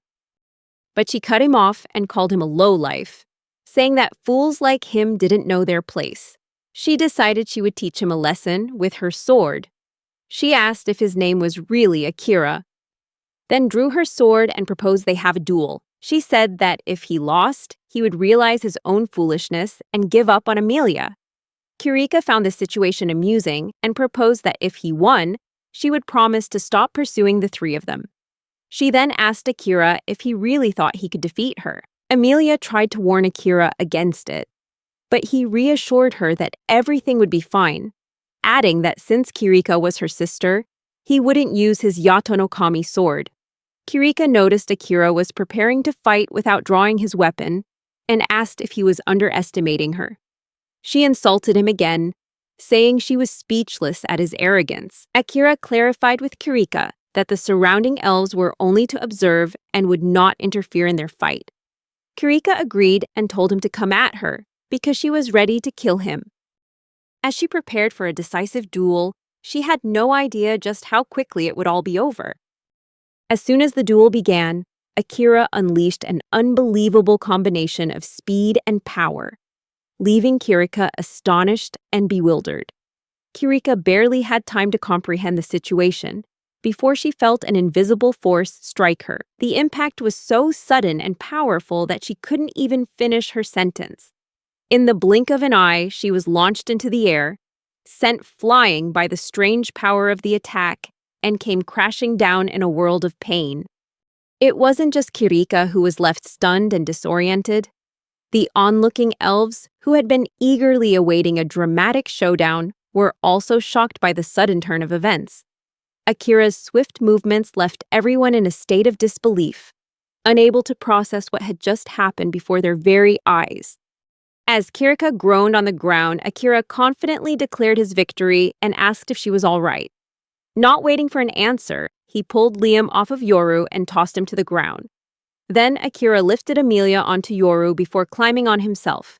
Akira quickly made to leave, telling Kirika to keep her promise and not pursue them any further. Kirika, refusing to accept defeat, ordered her allies to ready their bows. Akira saw what was happening and protested, saying that this wasn't what they agreed to. The onlooking elves, believing Akira couldn't have won fairly, accused him of using some kind of trick. They started firing arrows from all directions, but Akira quickly conjured a shield of dark magic, destroying the arrows in the process. The elves were shocked as they watched Akira's dark magic obliterate their arrows. Kirika was stunned, saying she'd never seen magic capable of wiping out so many people at once. She realized this incredible magic must be a special skill he possessed. Suddenly, the Elf King appeared, clearly furious, and demanded an explanation for what was happening. Kirika froze in shock and fear, completely stunned by her father's sudden appearance. Her eyes were wide, her body tense. Slowly, she managed to find her voice, stammering as she asked her father why he was here. She had believed he had urgent matters to attend to in a remote region. The king, with a grave and cold expression, replied in a heavy tone, explaining that an unforeseen situation had forced him to return to the palace. He stared at Kirika, waiting for an explanation for what had happened in his absence. Overwhelmed and unable to form a coherent response, Kirika continued to stammer, her words broken by anxiety. The king, having watched from a distance, revealed that he had seen Kirika challenge Akira to a duel, only to be defeated instantly by a single blow. Shame washed over Kirika, leaving her unable to say a word in her own defense. The king's authoritative voice continued, recounting the duel's unexpected outcome. To make matters worse, he revealed that her soldiers had then broken the agreement and launched a surprise attack from behind. The king's words cut into Kirika like a knife, leaving her ashamed and bewildered, her face burned with humiliation. In a final warning, the king stated that such reckless actions were utterly unacceptable for a member of the proud royal family. Crushed by her father's disapproval, Kirika remained silent, unable to say a single word in her own defense. The weight of the situation hung heavy in the air, as the king's words underscored the gravity of Kirika's mistakes, leaving her to face the consequences of her misguided challenge. The king said he would ask her another question, and then asked what she was trying to do to her sister, Amelia. Kirika angrily denied that Amelia was her sister. In response, her father slapped her hard. The remaining soldiers tried to persuade the king not to be angry with Kirika, explaining that Amelia had treated Kirika very poorly. The king grew even more disappointed upon realizing that Kirika had even used her enchantment ability on the warriors. He ordered her to cease immediately and expressed his disappointment in her actions. Then the king approached Amelia and apologized for not having watched over her. However, the king asked Amelia if she truly wished to leave the country with Akira. Amelia couldn't find a proper answer for her father, so she chose to remain silent. The king said that she was not allowed to leave, as she still had duties to fulfill as royalty. He acknowledged that her freedom had been wagered on the match Kirika lost, but he had to go back on his promise. He proposed a new idea, saying he wanted Akira to fight one more time, and if Akira won, he would recognize him as king. Akira was shocked and asked the king if he really intended to fight him, but the king replied that Kirika would be the one to face him. Kirika questioned the reason for another battle, especially since she had already lost. The king explained that in the previous match, Kirika had underestimated her opponent, Akira. He pointed out that her carelessness and overconfidence in her own abilities had led to her defeat. However, he reassured her that she was the strongest swordswoman and suggested she fight in his stead. Kirika agreed to accept the challenge. The king then turned to Akira, revealing that he was initially considered an intruder in their country. Whether Akira would be set free would depend on the strength he displayed in the coming battle. After declaring his intention to return to the palace, the king ordered everyone to follow him. Akira thought to himself that the Elf King was a pain in the neck, but he also understood the reasoning behind his actions. Meanwhile, Amelia felt disheartened and mumbled to herself that her father truly didn't love her. Akira was surprised by her words, but Amelia explained that she felt that way because her father had given Kirika a chance for a rematch while ignoring her own wishes and desires. Amelia, with a sad expression, added that her father always seemed to favor Kirika in every situation. Akira, wanting to comfort her, tried to explain that he believed it was because Kirika was naive and innocent. However, before he could finish his sentence, Amelia suddenly cut him off. She insisted that the reason her father favored Kirika was because she felt she was an unwanted child, unloved and unwelcome by her parents. She tearfully revealed that she believed her very existence was a mistake and that her parents had never wanted her to be born. After some time, their journey brought them to the magnificent palace of the elf nation. Akira was stunned by the sheer size of the palace and the beauty of its interior. The vastness of the palace left him in awe, and he couldn't help but gaze at its magnificent furnishings. Noticing Akira's fascination, Amelia pointed out that all the members of the administration, the nobility, and the servants seemed to be strongly influenced by Kirika, as if they were still under her enchantment. Suddenly, the king of the elf kingdom appeared majestically and addressed the assembled crowd. He announced that the match between Kirika and Akira would take place before him, stressing the importance of the event. The crowd, seemingly under the influence of Kirika's charm, began to cheer and shout their support for her. The roars echoed in unison, creating an atmosphere brimming with excitement and anticipation. Akira approached Kirika and confronted her directly.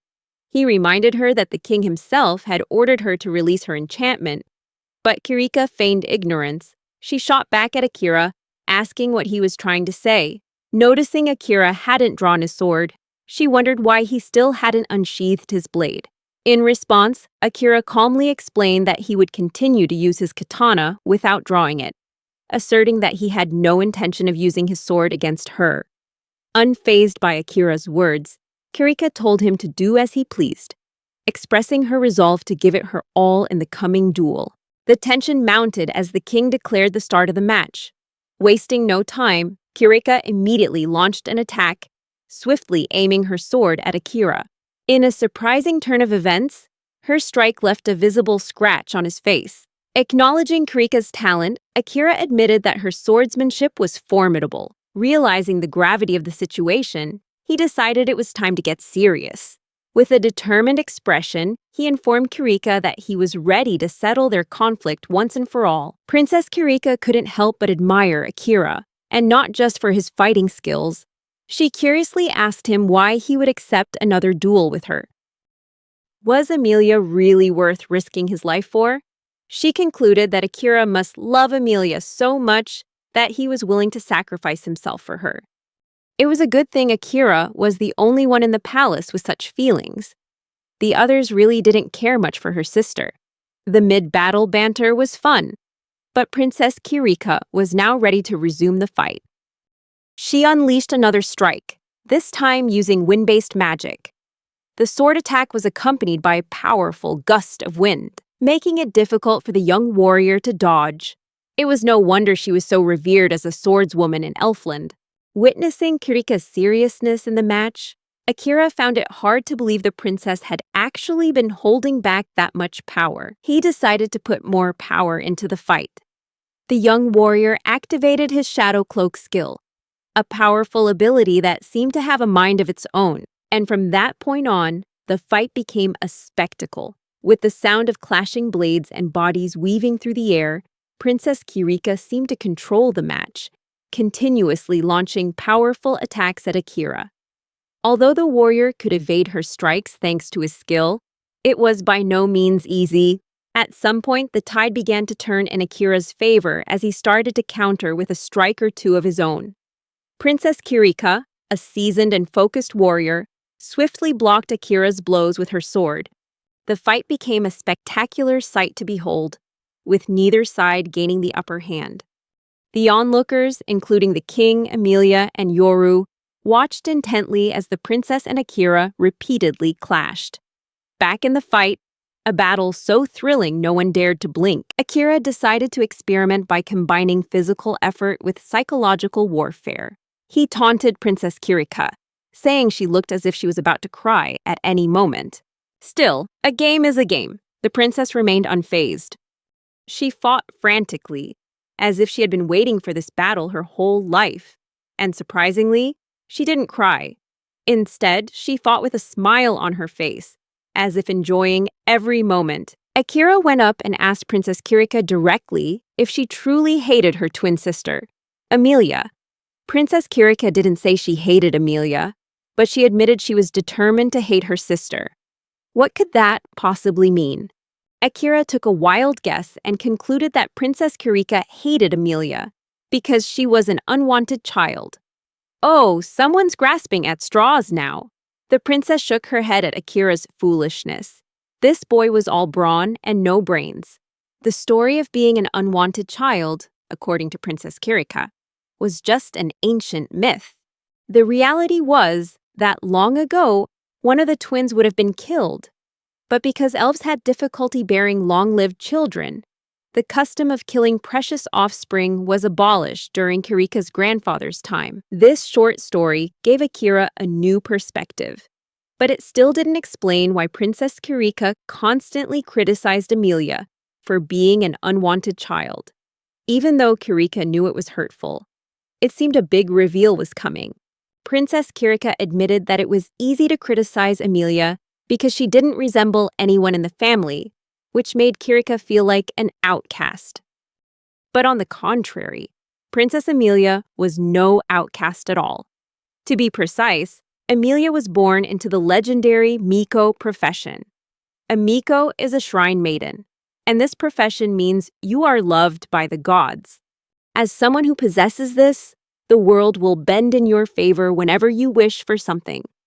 Being the twin of someone as beautiful as Amelia was hard enough, but for her to also be born a Miko was a real shock. That was the source of Kirika's pain. She was born the inferior sibling and didn't want to stay that way forever. Who was it that said the gods never make mistakes? Princess Kirika continued to recount her painful story. When her sister Amelia was born a Miko, she always received the love of the people and the gods. Showering a child with love might sound like a good idea, but when it comes at the expense of another child, especially a twin, perhaps you should reconsider. The princess lamented the consequences of her existence as Amelia's sister. With her silver hair and beautiful eyes, Amelia always received love, gifts, attention, and everything Princess Kirika desired. Kirika couldn't help but wish their birth order was reversed and she was the twin sister. If so, perhaps she would have been born the Miko and wouldn't have had to do all the things she'd done so far, including being cruel to Amelia. It sounds like Princess Kirika truly loves her sister, but let jealousy take over her mind. Come on, every villain has a sob story. Akira had listened patiently up to this point. The young warrior allowed the movements of his sword to ease the tension in the air. Everyone thought the battle was coming to an end. In a classic tale of an innocent who lost their way and became a villain. If that's what you were expecting, you're in for a shock. Princess Kirika looked at Akira and Amelia and saw only two people who didn't understand how she felt. The rage within her flared up stronger than ever. She drew her sword again and struck at Akira. Akira couldn't dodge in time, being distracted, managing only to block with his hand to avoid serious injury. The princess's sword sank deep into his flesh, and now Kirika had the upper hand in the fight. She seethed with rage, ready to capitalize on Akira's injured arm to press for victory. However, she was stopped by a call from a familiar voice. That voice belonged to Liam, the young man Princess Kirika was very close to. Liam called the princess's name and begged her to stop what she was doing. After all, she was only hurting herself. Princess Kirika was surprised that Liam would speak to her in such a way. But Liam didn't stop there. He went before Amelia, knelt respectfully, and asked her to forgive him and Princess Kirika for their discourteous actions. Akira was just as confused as everyone else. According to Amelia, everyone in the palace was under the influence of Kirika's enchantment. Did Princess Kirika help Liam snap out of it, or did he break free on his own? What had happened to make him act this way? At this moment, Princess Kirika felt more disappointed than angry. Even though everyone in the kingdom focused on Amelia, Liam had always acknowledged her efforts and care. She remembered the times Liam invited her to practice swords with him, always praising her determination and never forgetting to point out her progress. Yet, despite everything, Liam's loyalty had always been with Emilia. Liam's recent actions completely pushed Princess Kirika over to the other side, the dark side. She abandoned any remaining feelings for both Emilia and Liam. These two had to die. With both targets in her sights, the princess unleashed her strongest wind technique with her sword. Akira wasn't close enough to stop it. And even if he were, he was already badly injured. Princess Kirika's powerful wind technique was strong enough to knock the wounded Akira to the ground. Imagine what would happen to those the technique was aimed at. Emilia and Liam faced certain death, unable to stop the attack. Princess Kirika was sure she had the situation under control, but she hadn't counted on one member of the group, Yoru, the black cat. Yoru showed courage in the face of danger. From Emilia's perspective, she saw her cat leap from her arms and charge toward the attack. "Yoru, safety is over here." She tried to call him back, but the cat seemed confident in his decision. Yoru told Emilia to hide while he carried out his plan. Then he began to grow in size. The black cat transformed into a large cat. He leaped straight into the gust of wind. But instead of being swept away by its powerful force, Yoru began to control and even push back against the wind. Princess Kirika recognized the cat and was surprised. This pet cat isn't half bad, she thought. But by now, her rage was like a speeding train, hard to stop. With that fury, she intensified her attack, regaining the advantage. The wind pushed Yoru back a bit, but the black cat had no intention of giving up. After a standoff that seemed to last for decades, Yoru finally deflected the attack into the ceiling. The sudden shift in momentum caused Kirika to collapse to the ground, unconscious. Liam had the perfect solution that everyone in the palace needed. It was a plant that the king recognized as a sacred branch. According to the king, the sacred branch contained purification magic. Liam gave the branch to Emilia so she could work her magic. Emilia held the branch up and used her skill. After a while, the air began to clear and people's eyes started to open. The purification magic helped Princess Kirika regain consciousness, but it also broke her enchantment on the crowd gathered in the palace. Everyone in the crowd was surprised, not understanding where they were. They couldn't remember how they had gotten to this location, but they recognized it as the king's palace. So, out of respect for the elf king, there wasn't much commotion in the crowd. The others were also healed by the branch. Seeing her magic was gone, Princess Kirika let her sword fall and slumped to the ground in despair. Akira approached from behind, sword in hand for safety. He informed her that it was over and she had lost, but Kirika already knew that. Still on the ground, the princess bowed her head as a single tear rolled down her cheek.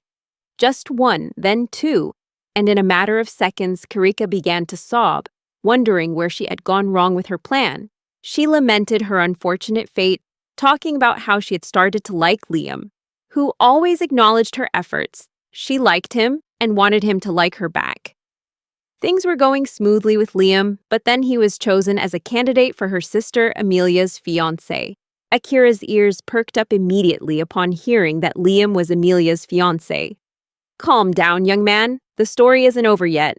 Princess Kirika continued to lament, talking about how much she liked Liam and couldn't bear to have him taken from her. So she decided to use her enchantment skill for the first time before any of that could happen. Liam was enthralled, completely out of his mind, which shocked the elf king. The young man had developed feelings for the wrong daughter. In the end, Princess Kirika got her way and married Gladius, the husband she had always dreamed of. Seeing how she could get what she wanted with her enchantment skill, Kirika began to explore other uses for it. Step by step, she started enchanting everyone in the castle, forcing them to obey her will. All Princess Kirika wanted was to take back everything her sister had stolen from her. Throughout all of this, Princess Kirika never realized where she'd gone wrong. She insisted that she had done the right thing.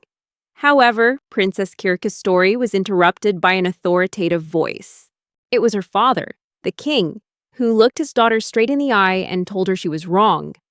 The man spoke audible words, but no one could quite understand what he was saying. The king clarified that when Kirika said Amelia had stolen everything from her, she was completely mistaken.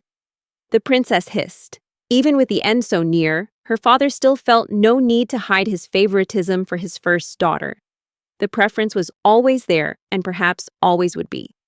The king looked at his daughter with eyes full of pain. He knew she had been through so much and understood the choices she'd made. However, the king insisted that Princess Amelia had not stolen anything from her sister. He held Kirika's head in his hands and told his daughter he had something to confess. Another plot twist, I'm sure I'll take it in stride. The king promised his daughter that he had always loved her, from the time she was a little girl until this very day. But then something had happened when she was young. He had taken one of Kirika's memories. In the end, the one who had stolen something from the princess wasn't Amelia, but her own father, the king. Everyone, including Princess Kirika, was stunned by the king's confession. They didn't know what to make of it and needed more information to understand the situation. The elf king apologized to his daughter, expressing his deep regret for taking one of her memories. He explained it was a bitter memory that she might not have been able to bear, but he was ready to restore it by removing his forgetting skill. He told her to brace herself, stressing that this memory would likely be painful. The king was hiding something important concerning her relationship with her sister.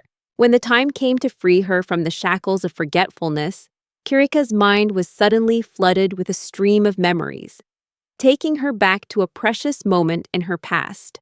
She was a young girl, and the familiar face of Liam, her dear friend, appeared before her. The innocence of their conversation echoed through the years as Liam asked about Kirika's upcoming sword practice. A mischievous smile played on Kirika's lips as she begged Liam to keep this secret from her father and her sister, Amelia. Looking ahead, Kirika felt this was going to be a very special sword practice. Even in her youth, she possessed a steadfast ambition that burned within her. She never hesitated to embark on challenging adventures in search of power, and this time, she was led down a seemingly endless staircase, winding deep into a menacing and mysterious dungeon. Whispers of a forbidden secret filled the air, luring Kirika deeper into its dark embrace. Unbeknownst to anyone, the deepest corners of the dungeon held a secret entrusted to her by a mysterious figure concealed beneath a hooded cloak. In the vivid tapestry of her restored memories, Kirika saw that mysterious figure placing a strange object in her hand, accompanied by cryptic instructions. This relic, encircled by an intricate frame, served an unclear purpose, but Kirika's determination and thirst for power propelled her forward with a swift and decisive move. She shattered the object's circular frame, unleashing a torrent of energy and unlocking its hidden potential. The mysterious figure assured her that the monsters on the surface paled in comparison to the fiends lurking in the heart of the dungeon, beckoning her with the promise of unprecedented growth and power. Kirika found herself drawn into a grueling battle against the formidable monsters the dungeon contained. Unfortunately, the monsters were too numerous, threatening to overwhelm her valiant efforts. In a desperate bid for survival, she was forced to retreat, retracing her steps up the perilous path to the surface via the winding stairs that had once led her down. With every step, her heart pounded faster, echoing the relentless pursuit of the footsteps closing in behind her. The unimaginable became reality as the dungeon's monstrous inhabitants shattered the boundaries of their confinement, defying the very laws that governed their existence. Amidst the chaos, the loyal and steadfast Liam appeared as Kirika's savior. Promises of aid from the royal guards and the elf king himself offered a glimmer of hope in the face of impending doom. With urgency coursing through their veins, Kirika and Liam struggled to distance themselves from the approaching danger. Their hearts beat as one in a shared resolve. But Kirika's anxiety mounted as she realized the harm that innocent civilians might suffer, caught unwittingly in the crossfire. The air grew thick with impending danger as the relentless horde of monsters pursued them, cornering both Kirika and Liam. In a tragic turn of events, a monstrous creature seized the advantage, its claws piercing through Liam's fragile body. Kirika's scream echoed a mournful cry of despair, but amidst the tragedy, an astonishing revelation unfolded. Liam, whose life had seemingly been extinguished, defied all reason and stood beside Kirika.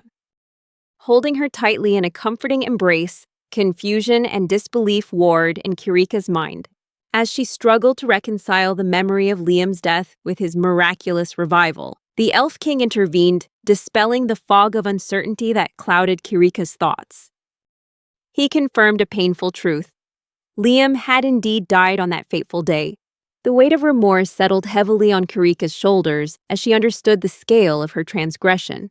In a final act of compassion, driven by a father's love, the Elf King used his unique power, the power of forgetting, to shield Kirika from the unbearable burden of her actions.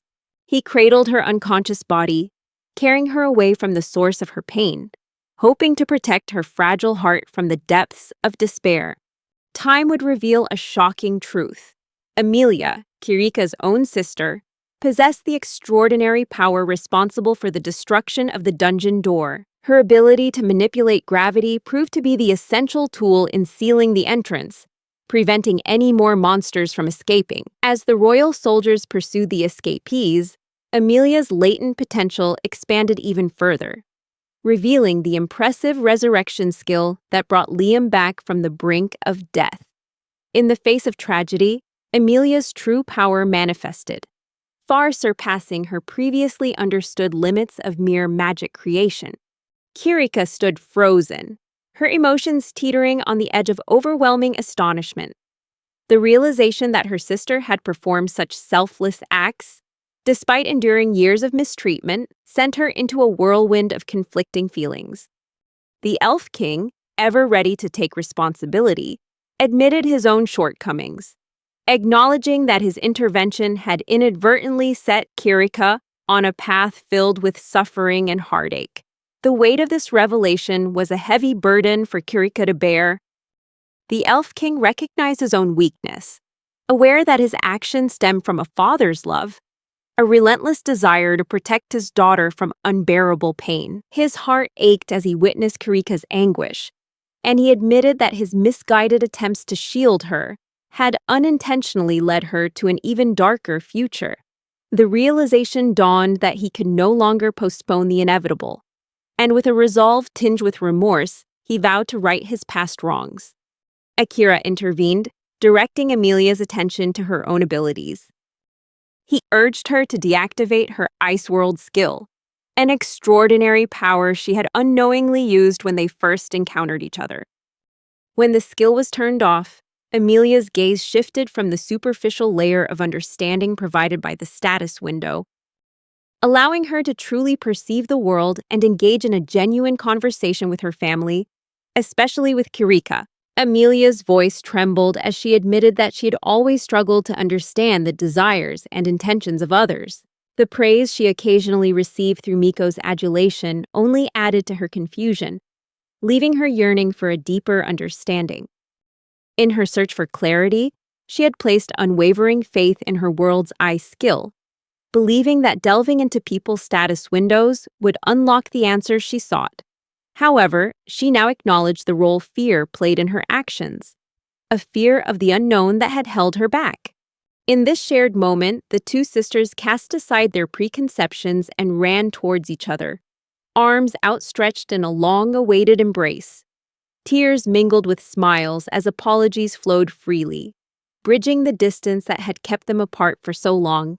The revival skill is the ability to bring the dead back to life, not to be confused with resurrection, which controls revived beings against their will. Kirika and her twin sister Amelia shared an emotional hug, tears mixing as they exchanged heartfelt apologies and regrets.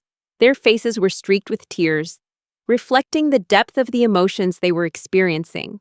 Amelia, curious to see Kirika's face without the influence of her world's eye skill, made a playful request. "Hey, can I see your face without my amazing skill?" Gazing directly at Kirika, She exclaimed with a gasp, "Wow, I can actually see you when I look into your eyes. I can feel your thoughts. It's like we're connecting on a whole new level." Their father, the wise elf king, stood by, observing with a proud and gentle smile as he watched his daughters reconcile. Their bond was restored in peace and harmony. Even Akira, who usually maintained a stoic expression, couldn't help but crack a smile as he witnessed the heartwarming moment between the sisters. He reflected on how their fight had stemmed from their strong wills and their desire to stand on their own 2 feet.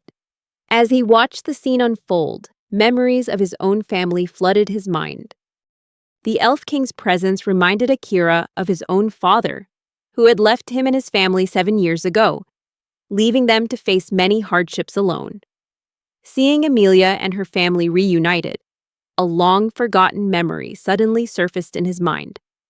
One early morning, as Akira's father was getting ready, he was diligently making lunch for the family. Akira had watched in silence, realizing that his father had been caring for him, his sister, and his sick mother without any outside help. Suddenly, it dawned on Akira just how difficult it must have been for his father to balance caring for 2 children and an ailing wife. Determination welled up inside him, and Akira vowed to search for his missing father upon his return to Japan, hoping to find closure and understanding for their relationship. With the tension eased, the Elf King humbly apologized to Akira for his initial hostility and sincerely invited him to be an honored guest in the Elf Kingdom. Akira was delighted by the king's generosity and eagerly anticipated the warm welcome and delicious food that awaited him. It had been a long time since he had eaten a proper meal. With the tension cleared, Akira's mind began to drift into contemplation. He pondered the nature of his world's eye skill and how he, like Emilia, had both used it. The first time he activated the skill, he was bombarded with an overwhelming array of status windows, obscuring his view of the real world. But even in that chaos, he had caught a glimpse, an image of the Demon King slaughtering Tsukasa, his classmates, and witnessing the world crumble. That memory pierced his heart, fueling his determination to prevent that terrible future from happening. His thoughts also turned to Emilia's revival skill, a potential lifeline if all their efforts to change the future failed. He realized he might need to rely on it if the worst came to pass. As if in response to those thoughts, Emilia found him on the balcony, saying she had been looking for him since dinner. Akira's heart skipped a beat as he realized she had been worried about him. He was happy to see she had reconciled with her family and was grateful for her presence. The words he wanted to say to her got stuck in his throat, his emotions swelling powerfully. Emilia, sensing Akira's internal struggle, encouraged him to look up at the stars. Caught off guard by her heartfelt revelation, Akira's mind raced, searching for the right words. Before he could gather his thoughts, Emilia spoke again, assuring him that she believed she could help him and wanted to accompany him on their journey. Their intimate moment was interrupted when Kirika burst into the room with a loving cry and threw her arms around her sister. Playfully, Kirika suggested they share a bed and renew their sisterly bond. Realizing it had been a long time since they'd had such close moments, she apologized for barging in and interrupting the moment Akira and Emilia were sharing, stressing the importance of sisterhood. Akira found himself siding with Kirika, encouraging Emilia to accept her sister's offer, just for one night. He teased, saying he would continue to enjoy the cool breeze while they reconnected. Emilia finally relented, agreeing to her sister's request. As Emilia left, Akira took a moment to compose himself. He had wanted to express his feelings to Emilia more clearly, but found himself tongue-tied in the moment. It seemed he had lost his way as soon as she had agreed to join them without hesitation. Realizing that dwelling on his feelings wouldn't help, he decided it was best to get some rest. After all, a good night's sleep could bring clarity and a fresh perspective. Meanwhile, Yoru, the ever-observant cat, watched the entire scene with a mischievous glint in its eyes. It thought Akira was being an idiot, unsure of his own feelings and completely clueless. As the morning light dawned, the Elf King offered to extend their stay a little longer, opening up the possibility for more exploration and adventure in the magical kingdom. However, Akira stood firm in his decision, driven by his determination to change the future. Emilia reassured her father that she would return safely, their bond now stronger than ever. The Elf King, his paternal instincts kicking in, insisted on sending guards as escorts to the border, ensuring them a safe journey. Sensing the king's genuine concern and appreciating his efforts, Akira fully agreed, with heartfelt gratitude and promises exchanged. Akira and Emilia mounted the magnificent Yoru, ready to depart, bidding farewell to the Elf Kingdom and the painful memories they were leaving behind. And Tsukasa and his brave companions had proven their worth by conquering a series of incredible quests with astonishing speed and skill.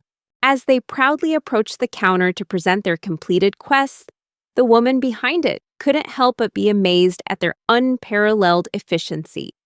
With eyes wide in astonishment, she showered them with praise, marveling at their achievements and reiterating the details of their well-deserved promotion.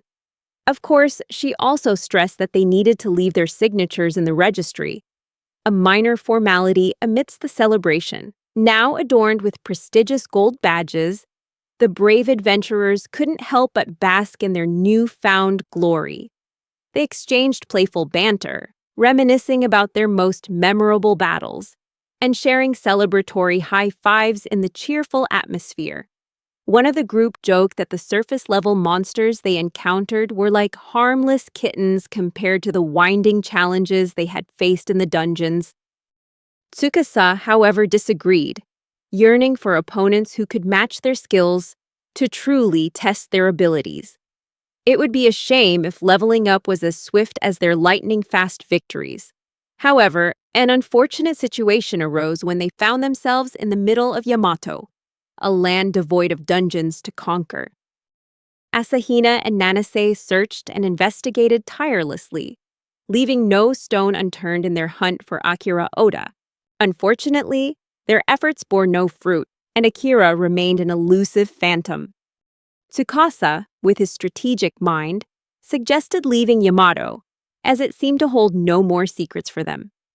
Asahina, ever hopeful, was hesitant to dismiss the possibility of Akira's presence. Tsukasa pondered how to convince his steadfast friend, but to his relief, Asahina agreed, believing Akira had already moved on. Asahina declared it was time to hit the road and embark on their next adventure. With everyone in agreement, Tsukasa, the indomitable hero, unfurled a map, illuminating their path for all to see.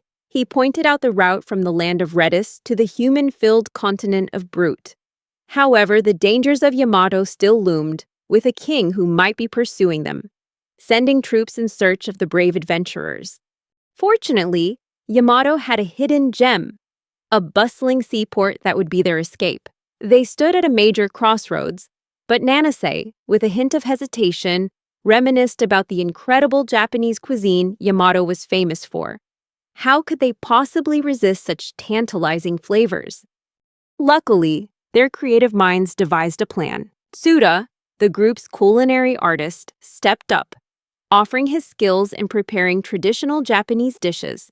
Even without the usual spices, the prospect of stocking up on necessary ingredients for their journey filled their hearts with excitement, and they eagerly anticipated a fun shopping spree. Asahina and Tsukasa, the thoughtful pair of the group, engaged in a private conversation, contemplating their next destination. Asahina questioned which continent they should head to next, and Tsukasa, the master strategist, suggested aiming for the kingdom where the powerful demon king resided. However, they realized that to undertake such a perilous quest, their levels needed to be raised, and their worn-out weapons and armor were in desperate need of an upgrade. And Tsukasa was filled with determination as he resolved to find a bustling city where they could shop for new equipment and repair their battle-worn gear. With a mischievous glint in his eye, he declared he had the perfect place in mind, a legendary haven of commerce and adventure.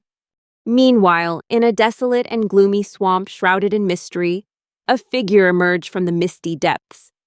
their body cloaked in a mysterious robe. A mischievous smile played on their lips as they savored the newfound freedom coursing through their veins. Their first order of business was to stir up trouble and reduce everything to rubble. With wicked glee, they reveled in their sinister intentions, ready to unleash chaos upon an unsuspecting world.